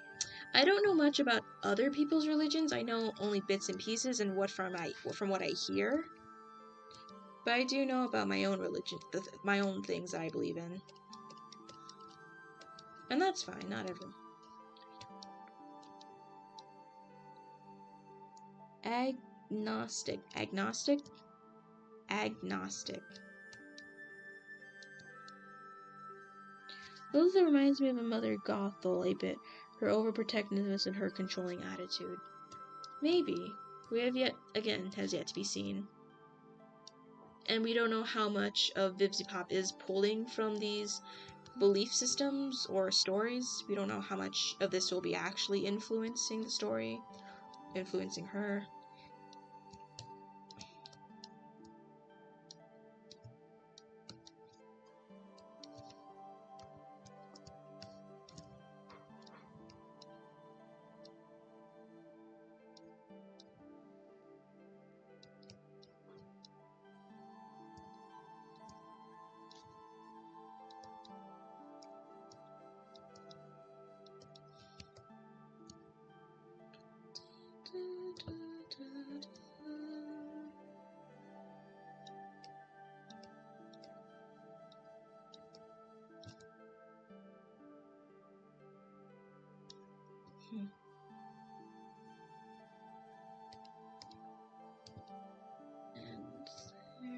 this. Kind of.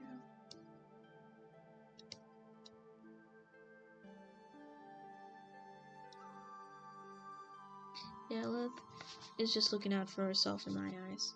Yeah. In my eyes, she's also looking out for something else too. Until proven otherwise, that's how I'm just going to see her. Until I'm told otherwise. By the show itself.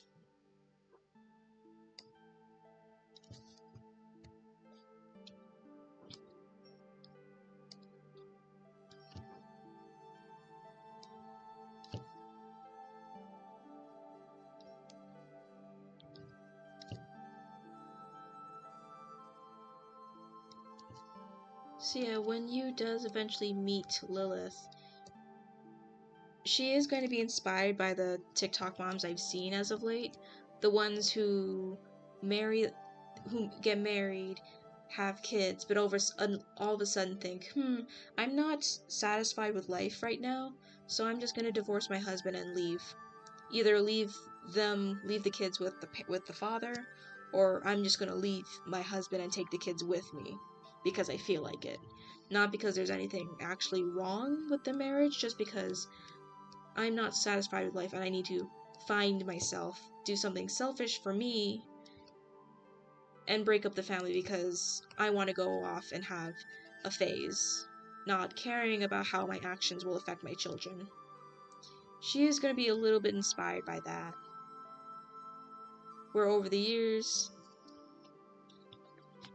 when proof was shown of Adam's death, she didn't seem surprised at all. I have a feeling that we are saying hurt is true. Okay.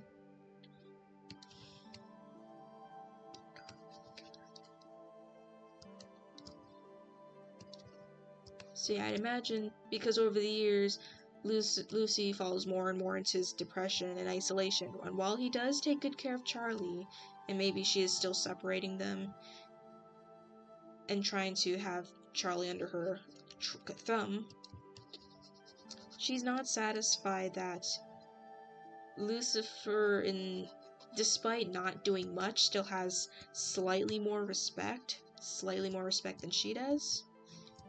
And that he's not helping. He's no longer the angel she fell in love with.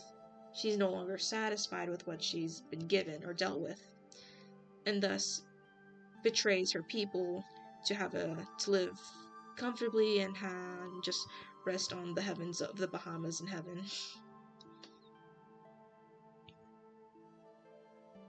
She never loved Adam after he wanted her to submit to him, so why would she care about his death?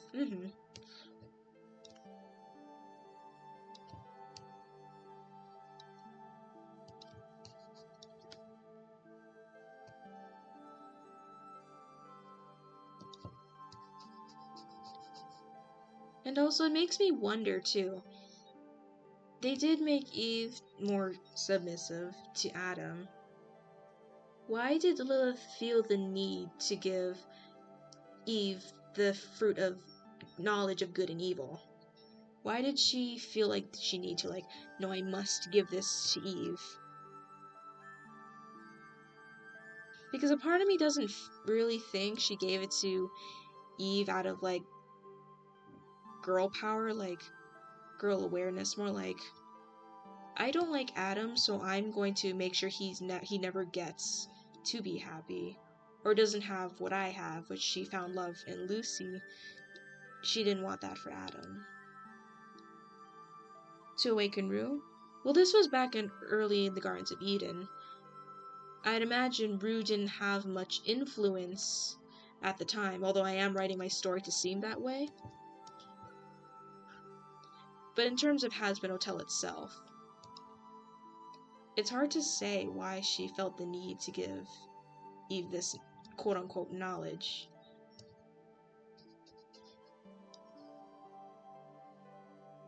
I'm drawing and realize I made the 666 canvas. Oh boy.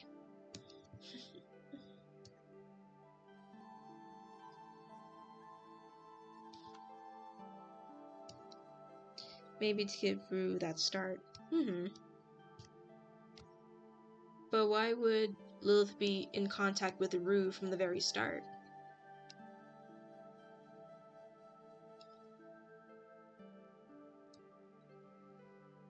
And the 666 is Kelly's with her hubby too.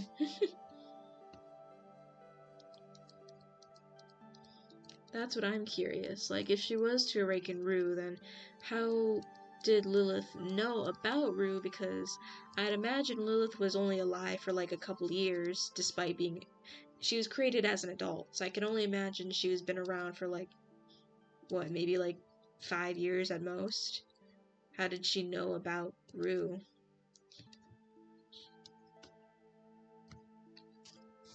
To toy with Adam? Take away what he has to prove he is powerless? But that's also like a sucky thing to do. So, yeah, you may hate the guy, but it's like, I'm gonna make sure you never find happiness or you never find a partner that best suits you. I'm gonna take that from you. That's low-key petty in my eyes. Showed her everything to impress. To impress her. And maybe Lucy was, in a way, naive because he is an angel and he never once had to worry about being manipulated about anything. So why would he assume Lilith might manipulate him to do what she wants? No, that fits Lilith. And maybe in the beginning Lilith tried to get Eve on her side, not because she is trying to warn Eve, but more like just pushing her opinions and thoughts on like what should be. And Eve is a pacifist and different from Lilith, so when she wouldn't bend to Lilith's demands or her viewpoints, didn't agree with them, Lilith also is just like, you're a sheep, there's no point in saving you, or are you just too dumb to know what I'm talking about? Hello, Marcine. Hello, Courtney Fox.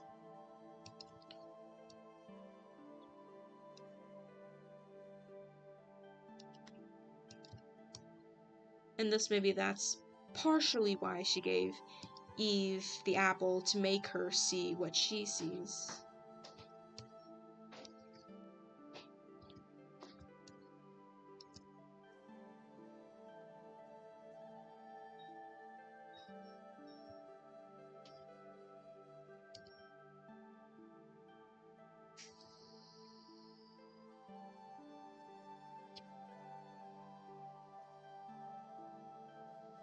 I'm feeling better. Nice.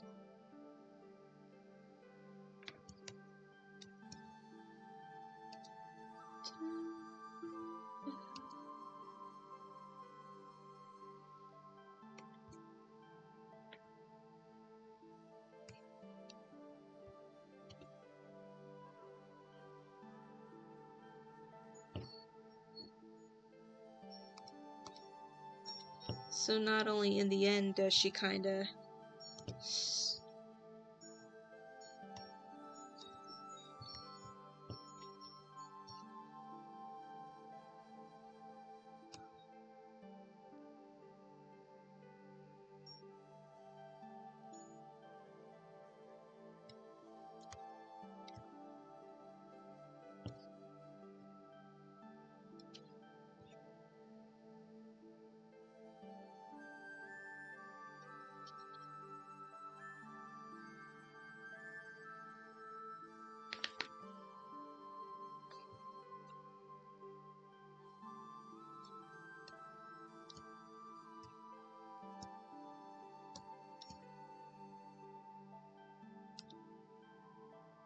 Okay. Let me draw them here.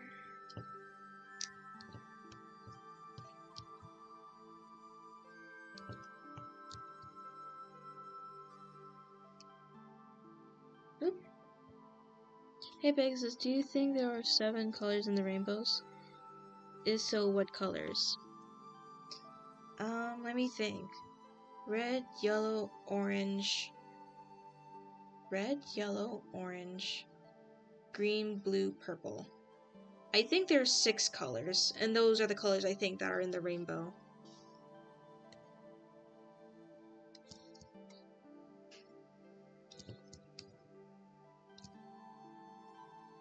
Unless if I counted wrong, but I think there's 6 colors, and those 6 colors are the colors I just listed off.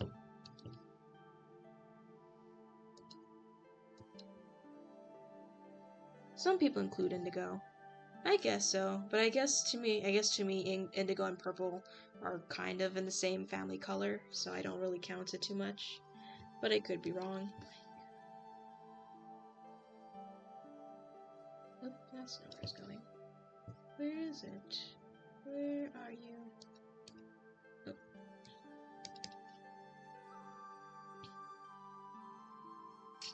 Pegasus, what are you drawing? I'm doing a random Photoshop painting, and this is another scenery for the fanfiction I'm writing. Because I can never stop doing them. So, in this shot,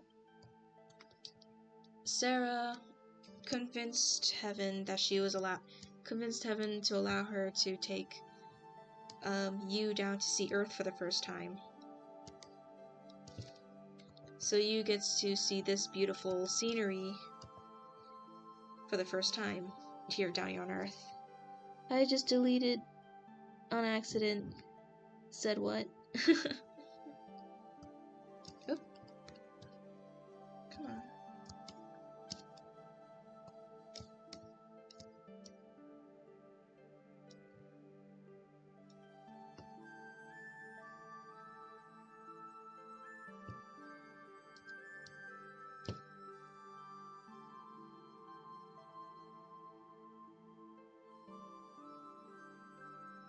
Rip.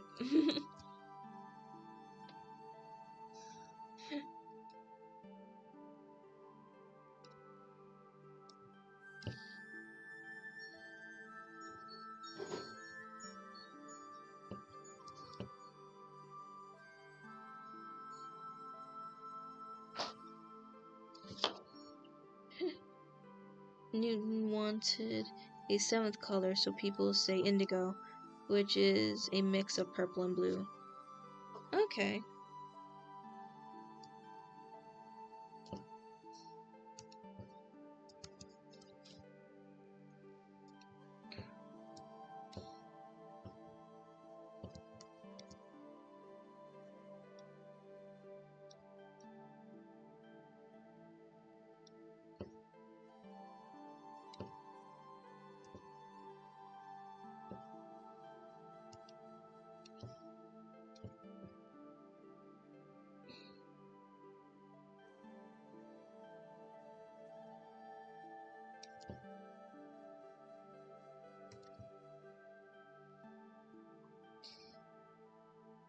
Who here thinks Pegasus art is amazing? It does not belong in a museum because it's not that amazing. It's not that amazing, guys.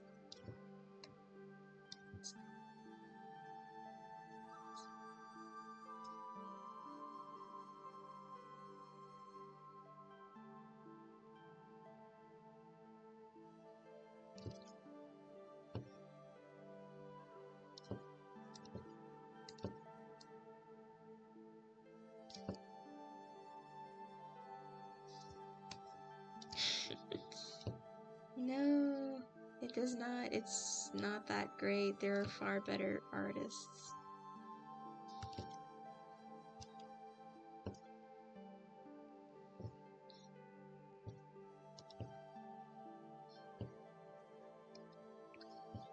It is to us, and we put it in a special museum for all artists like you. Aw, thank you guys.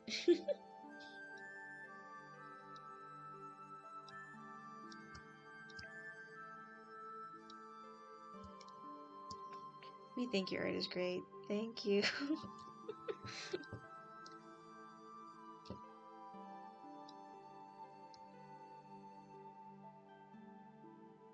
Yep.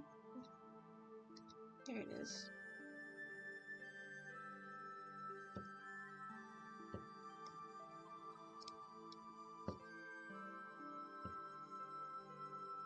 no problem. I say pink is a secondary color that fits in the rainbow more. Indigo is an intermediary color.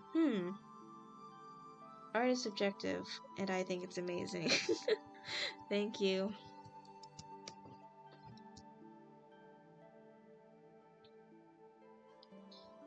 Oh yeah, speaking of Earth, this is also where Yu gets traumatized.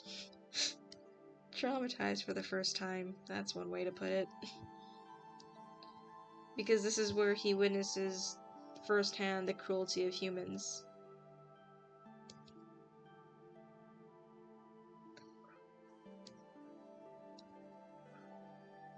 So pretty and oop, yep. No, yeah. Sorry, I gotta figure out how to draw Sarah. Give me a sec. I'm looking at references. And if you hear a weird sound, it's raining.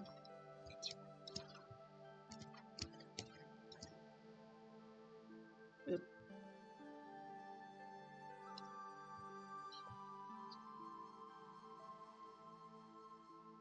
Pegasus, yeah.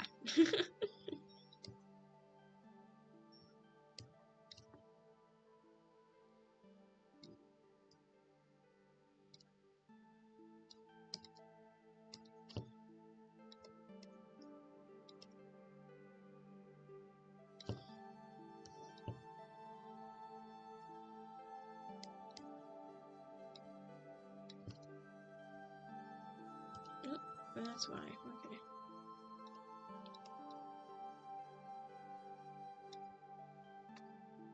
Is Yu an OC of yours? Yu is this.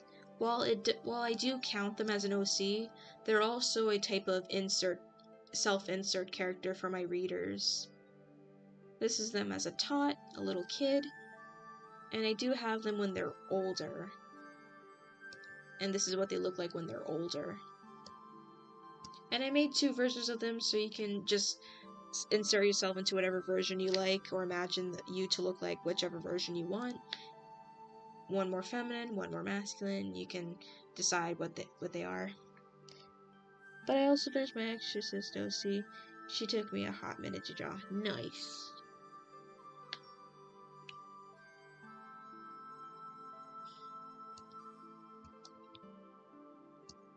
I'm a snail.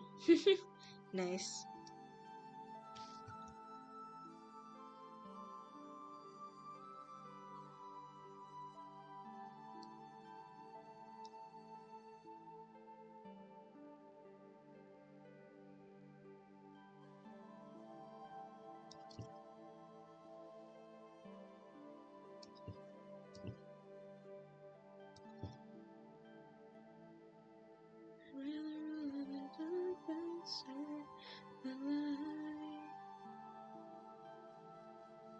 I am the Sith Lord. Honestly, the horniness were what held me back. Nice. I'm working on a non-welcome OC from my hyperfixation before horror puppets take over my breath. Nice. I think I need to make her bigger.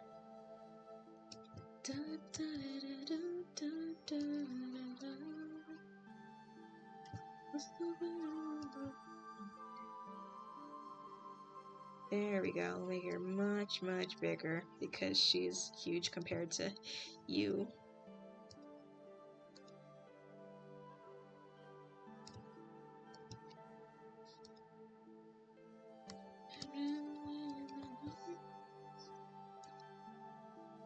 Though they're still a bat, this time mixed with husky. Oh, nice.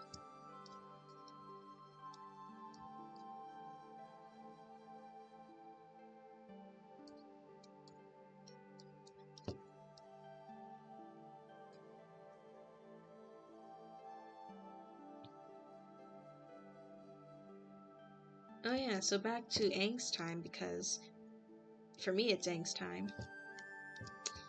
So while they were standing over this edge and looking, from the bushes or trees behind them, a human woman is running for her life. Yu turns to look at them like, what's wrong? And he goes forward to basically outstretch a hand to help. Sarah's like, oh, we shouldn't be here, and tries to reach out for them. The woman is getting hunted down, so she gets, game overed, and blood just splats all over Yu's face. And he's just like, what just happened? There are a lot of people who are trying to change the primary colors from red, yellow, blue to red, green, blue. Cause the light colors, we think. Color blindness, for example. Oh. Who's hunting them? Well, since we are following the inspiration of Hazbin Hotel inspiration is being pulled from the Bible, since this is during the time around early humans, this is when they were the most horrific and sinful, one could say. So this was during the time where they were willing to commit the most heinous acts. So probably other humans were hunting them for whatever reason.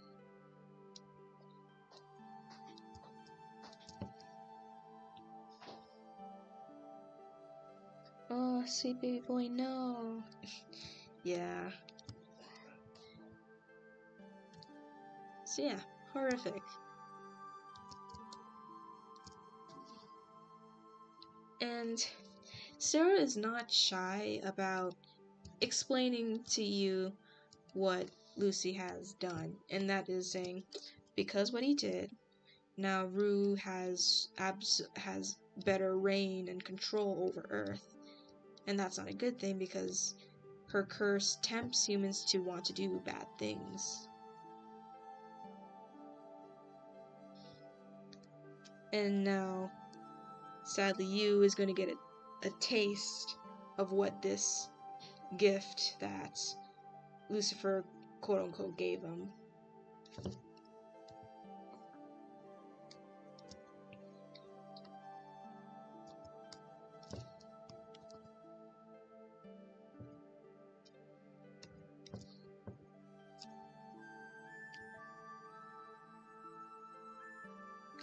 And this is my painting, I guess. I still gotta fix that over there. I'm gonna go fix that. Give me a sec.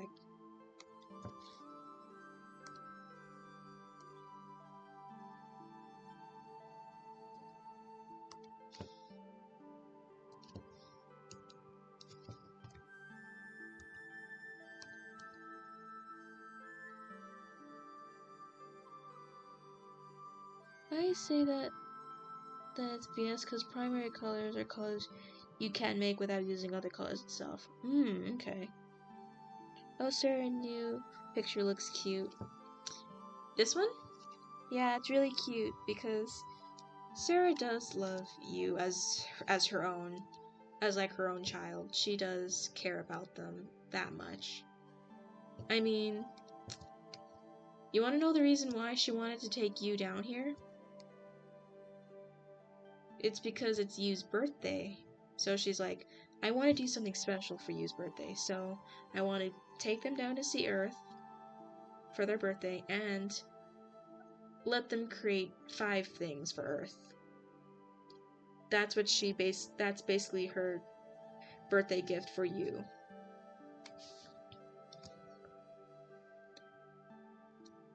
Sarah already coming on strong for best B-Day gift. Not the trauma. She did not expect that to happen. She did not want to traumatize Yu on his birthday. She wanted him to have a fun day. She wanted him to see just how beautiful Earth is and all its lush beauty. And also just get to create stuff because Yu likes to create. It just sucks that that's how it turned out, though.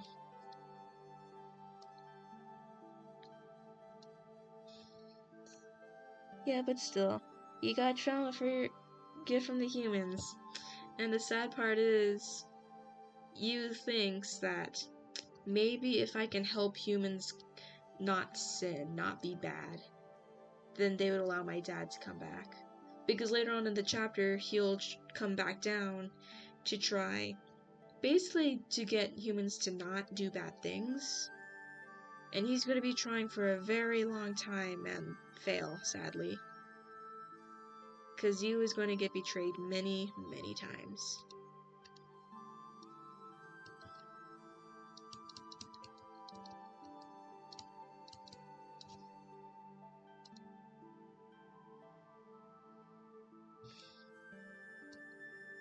Yeah. And of course, humanity is just going to get worse and worse. Because Rue has absolute reign on this generation of humans.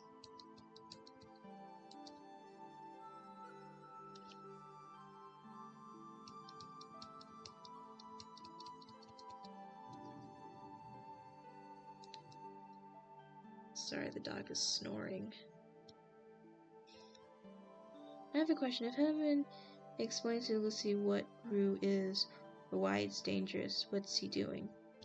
If Heaven explained to Lucy...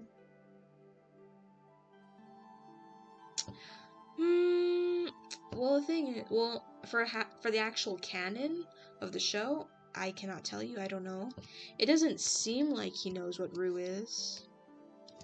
And even here, I don't think he knows, in my story, I don't think he knows what Rue is. He has an idea, but not exactly what she is and how dangerous she can be. Because I don't think he ever really wanted this to happen, but it sadly did.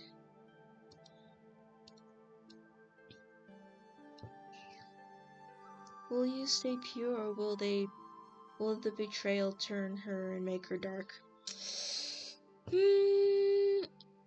She won't go dark, and she won't become evil or something, but she will be closed off to most humans, to humans on Earth at least.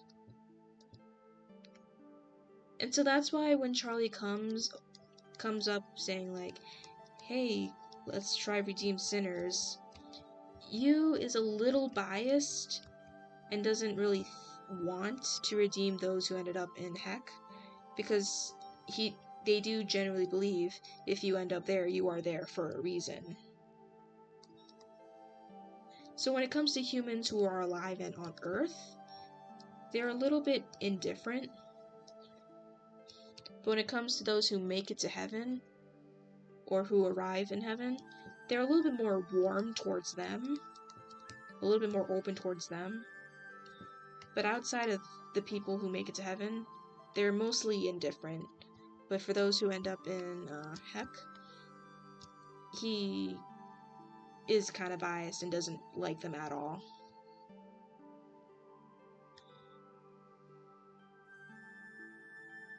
I do have a picture, actually. Where is it? Here it is.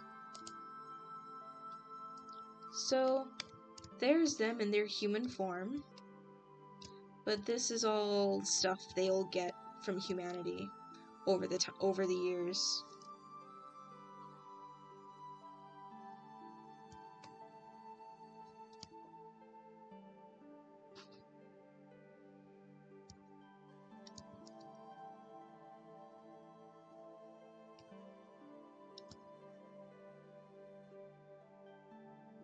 And they tried everything. They went in this naive like Charlie is. They went in this naive like Charlie, thinking, just don't be bad. Just don't do certain things. But unlike Charlie, who doesn't get horribly betrayed by those she helps, Yu sadly was horribly betrayed many times. Scars,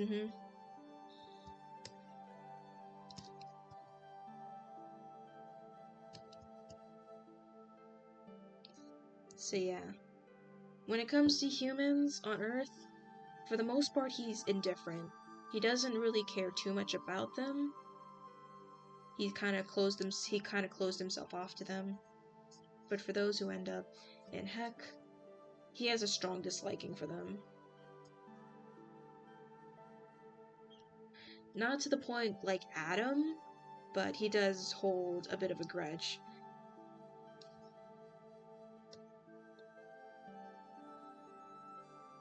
And also, he generally knows that in Heck, no, unless if you basically are in debt or you come in contact with someone, outside of that, for the most part, most of the sinners in Heck are not really suffering. It's like what Songil says, it's more of a purgatory, not an actual hell. I wonder if you runs into a human who make them question their ideas. I mean, Yu does care for those who end up in heaven, the good people. He does care about them greatly. What does Yu think of Adam, Charlie, Lilith, and Lucy? Whichever you follow. What does Yu think about Adam? In the beginning, Adam is not too much of an insufferable a-hole. He was okay. He was an okay guy.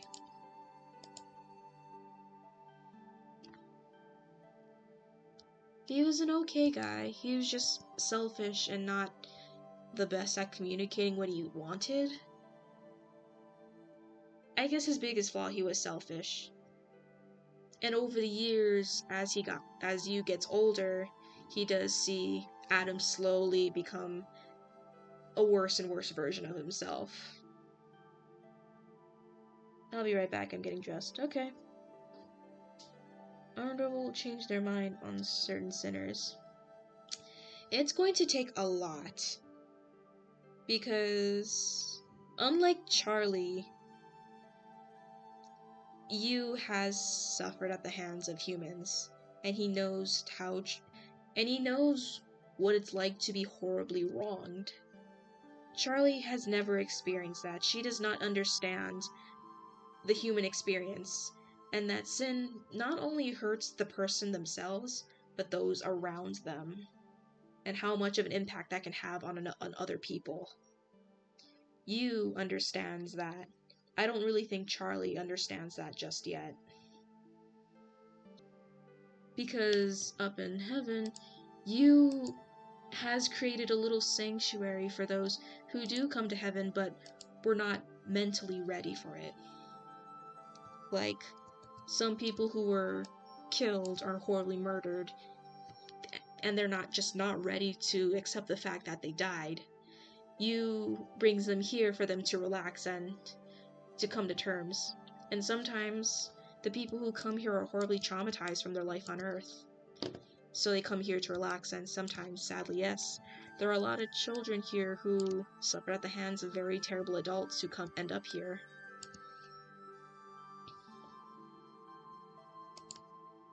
Ah, man.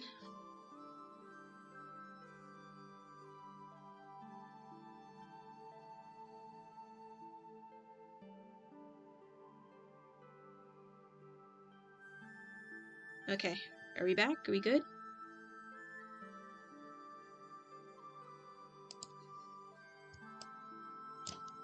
But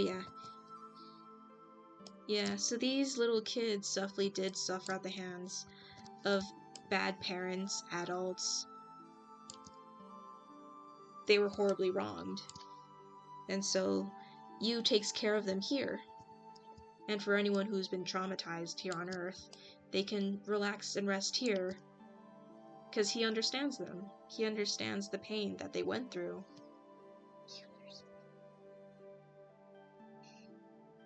Because from what I can see in the main city of heaven, everyone is partying, have a good time.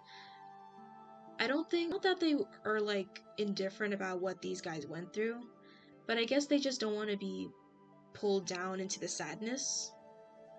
So you created this little section for them where they can heal and restore and build community with those who have suffered like they did.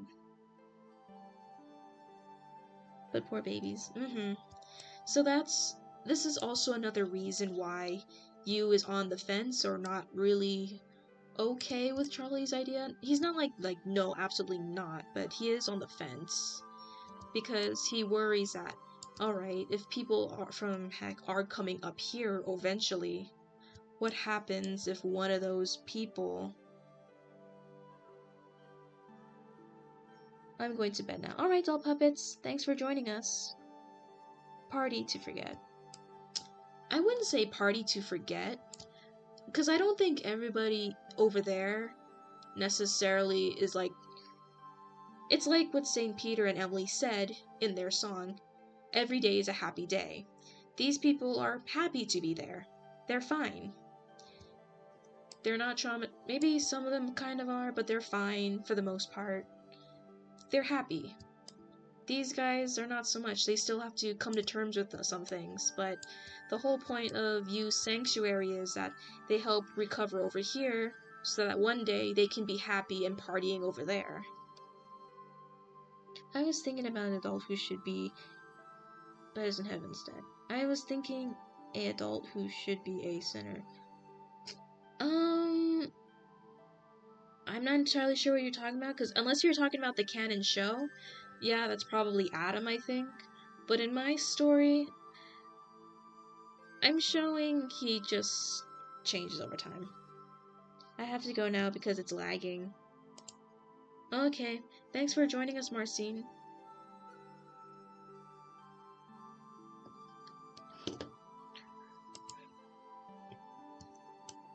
So yeah, Yu is worried for these guys. Like, imagine, like, what their assailants, any one of these people's assailants being quote-unquote redeemed, even though Charlie herself doesn't even know what that means, coming up here, and now they're in the same place with their victims. What is that going to do for these guys? Have a nice day, Marcine.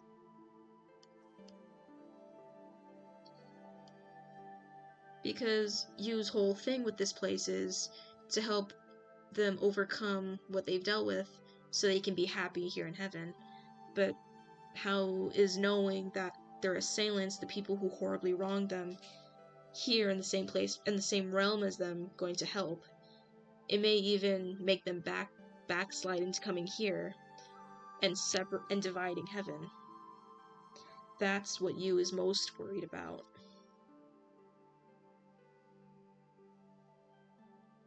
So it's really just a myriad of things. He does end up stuck in the hotel with Charlie. He ends up being stuck there. And he is on the fence still, and he does criticize some things about Charlie and points out some of the flaws in her hotel. But it is one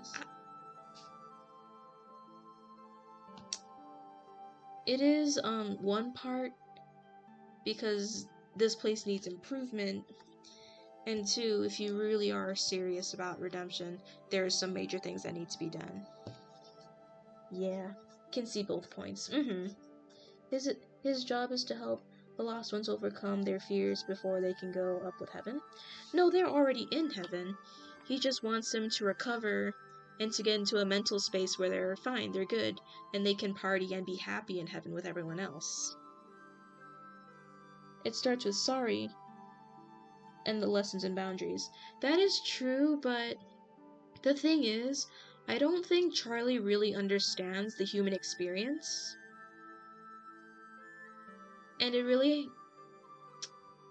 if we were looking at it from a human perspective, I guess,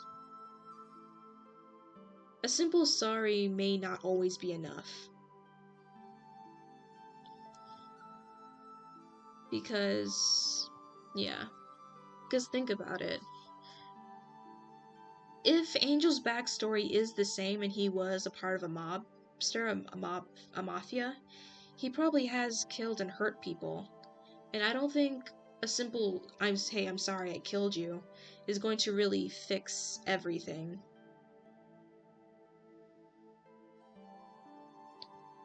He's a therapist who needs therapy. Yeah. He's not necessarily therapisting.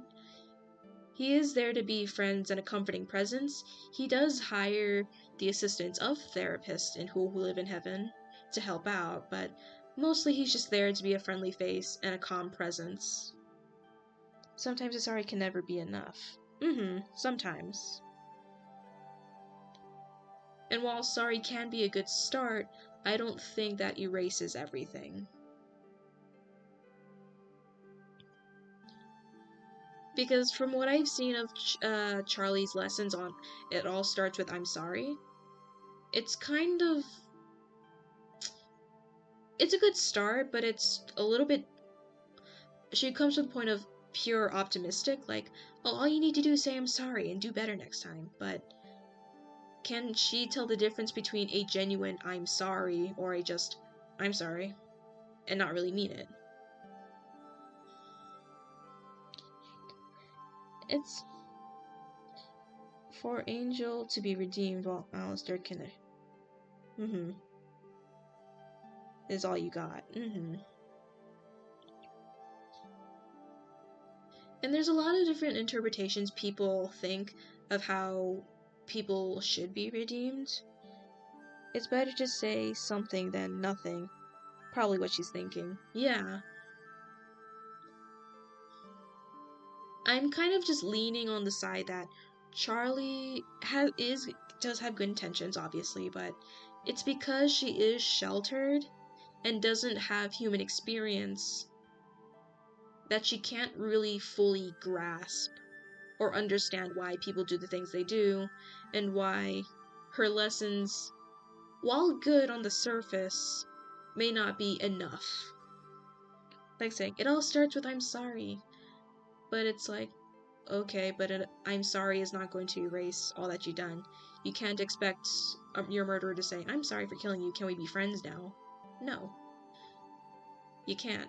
And Charlie herself is very too trusting very quick. Because if you think about it, Sir Pentious literally attacked her hotel that same day, the day she's like, welcome to our hotel, and I forgive you even though you were just literally betraying me a few seconds ago.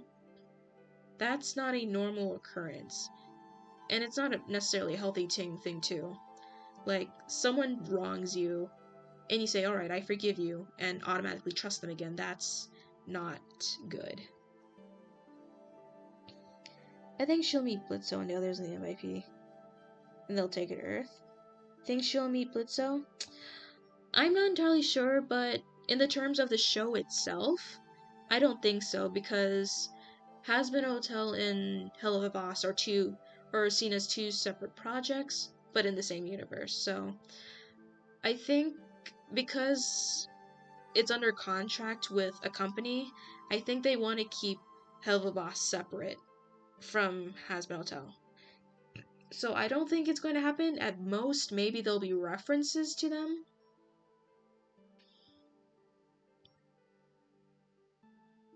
No, they need to prove they're sorry. If they want to be redeemed, they need to go through character development for changes. And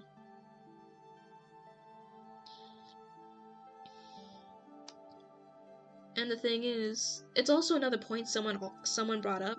I was talking to some friends in my art class about Hazbin Hotel, and one of them brought up an interesting point. In Adam's song, he says, now that they bowled in the pot, now they want to behave, not that they bowled, that they were suffering. So she says, can Charlie really trust that they're trying to redeem themselves because they genuinely think they need to be a better person, or they feel remorseful for what they did? Or are they simply doing it just to get out of the punishment that they earned for themselves? That was a very interesting point she brought up.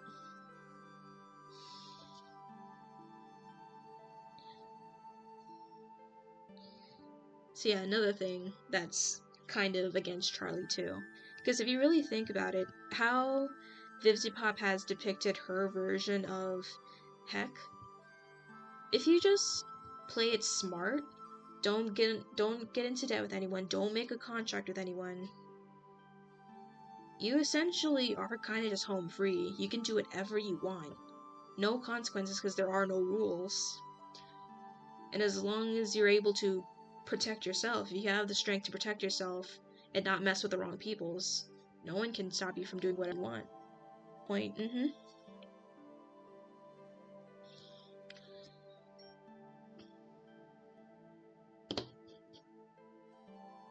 Yeah.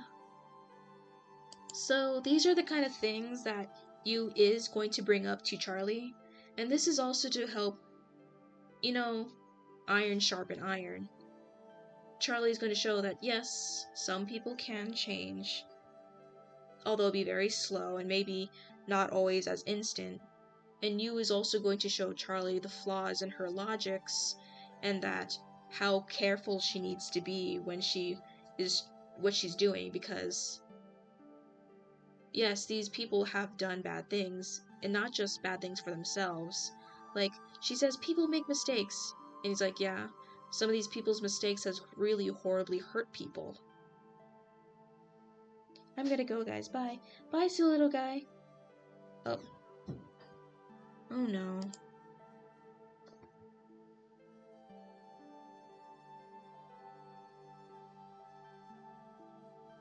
Yeah, like, are they actually wanting redemption because they want it? Or are they doing it simply to get out of the punishment? So that's something that Yu is going to bring up. I'm gonna go. Yeah, bye. Bye, silly.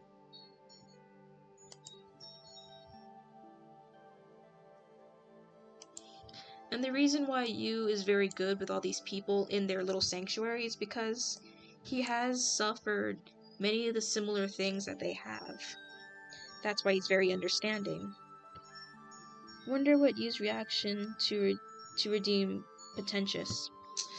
I guess he'll be on edge. Sadly, he'll never see Serpentius for the most part, because he'll be stuck in Heck while Serpentius is up in heaven. But I am going to put my own spin on Serpentius, because as much as I do like the show Hazbin Hotel, I do have some gripes with it. Like, I wish we got to know more about Serpentius to understand, alright, what got him in Heck in the first place, and was his sacrifice really enough to outweigh what he may have done?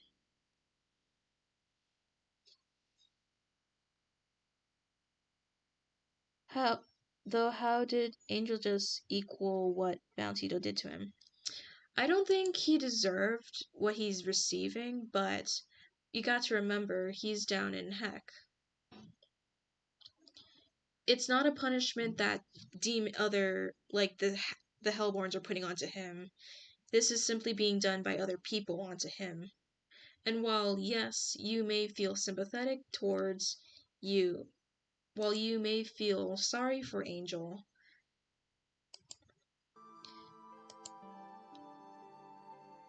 and he doesn't think it's right that he's basically stuck under contract with Val. It does pull a more serious thing, though. It's Heck. People are supposed to be suffering in Heck.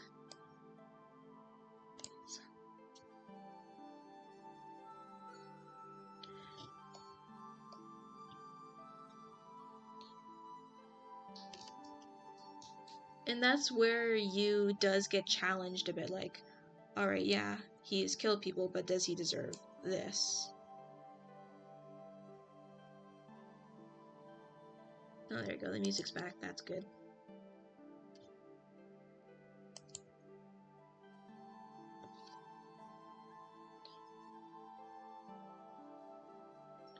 But as for Serpentius, when Serpentius does come to heaven, since we don't know what Serpentius has done, how did you get down there?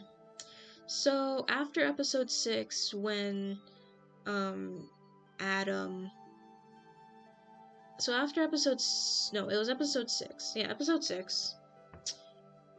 After the whole court case, and everybody learns what is going on, the High Elders are, for one, yes, a little angry of what's happening, like, how dare you not tell us? But there's also more to the story that I'm adding. So, Rue is there. Rue is the root of all evil. But the reason why they're not entirely upset with Sarah's decision is because the angels have been killing off sinners, that keeps Rue at bay. Because the more sinners Rue collects, the stronger she gets. So because the exorcists are destroying so many demons each year, Rue is not able to become stronger faster. If anything, it delays her. And that's what they want to do. They want to delay her. So while they may not be entirely happy with this, they're like, fine, we're only doing this to delay Rue's growth. Because if Rue grows too strong, Rue is going to basically consume all of Heck and Earth, and may even try to fight Heaven. And as for how you got down there, so the elders are like, you is very powerful. We need to get as much sinners as we can, get rid of much sinners as we can to weaken Rue even more. So they all voted against Sarah. Sarah didn't want you to go, but the elders did. They voted you to go down there and help exterminate.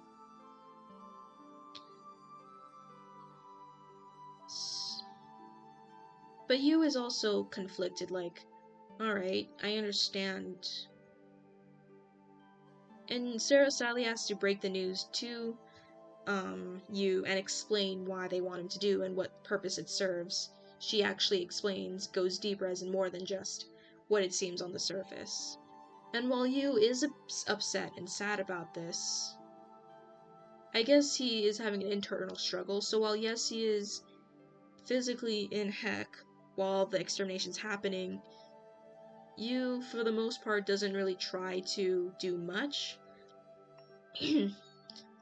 That is until he starts seeing the exorcist getting wrecked, and that's like, alright, I think it's best I step in so no more angels die.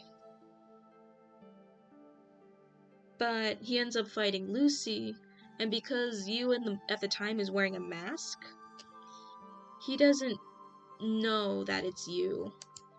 And so, at some point in the battle, Lucifer ends up winning and starts pummeling Yu very short of his life. And because all the other angels think, okay, Yu is definitely dead, they think, at least, they leave and go back to heaven, leaving Yu behind. That's how he gets stuck down there.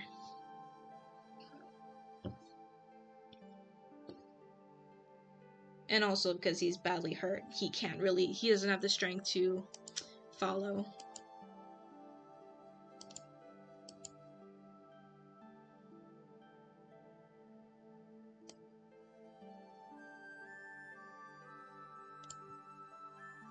Here's one, I haven't finished one.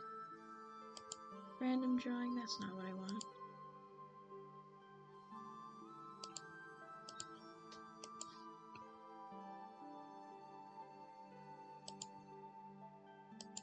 Yeah, I gotta make this look nicer. What's going on? Why is the sound always cutting off?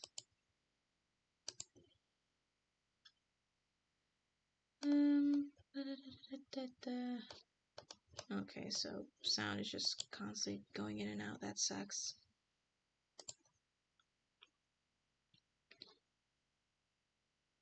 Yeah. You guys still there, or is my stream just glitching out again?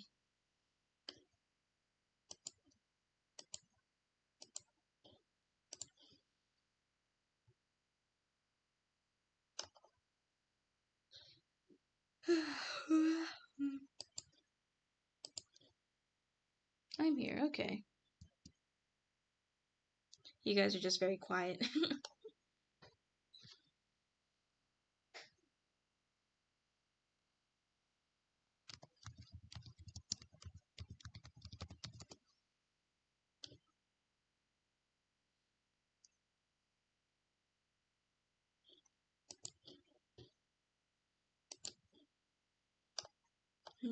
Don't know why it's so slow.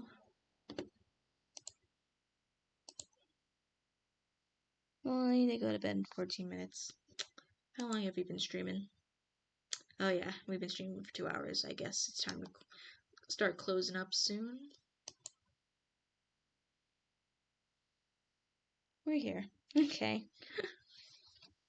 But yeah, I can't wait to expand further into Yu's story because it is a bit of self-insert, but also a fanfiction version of my critique on the show. Like, my little nitpicks about the show, and I'm just writing it in the form of a fanfiction. It's a really sneaky way of putting in my criticisms. It's like, hey, I'm giving you an interesting story, but it also is a critique on the show. I'm gonna see if anyone catches on though. Maybe or maybe not. Maybe people end up hating it because of it. Who knows? I'm relaxed and taking a break from drawing. I already got the sketches done for Kelly and her husband. Aw, sweet.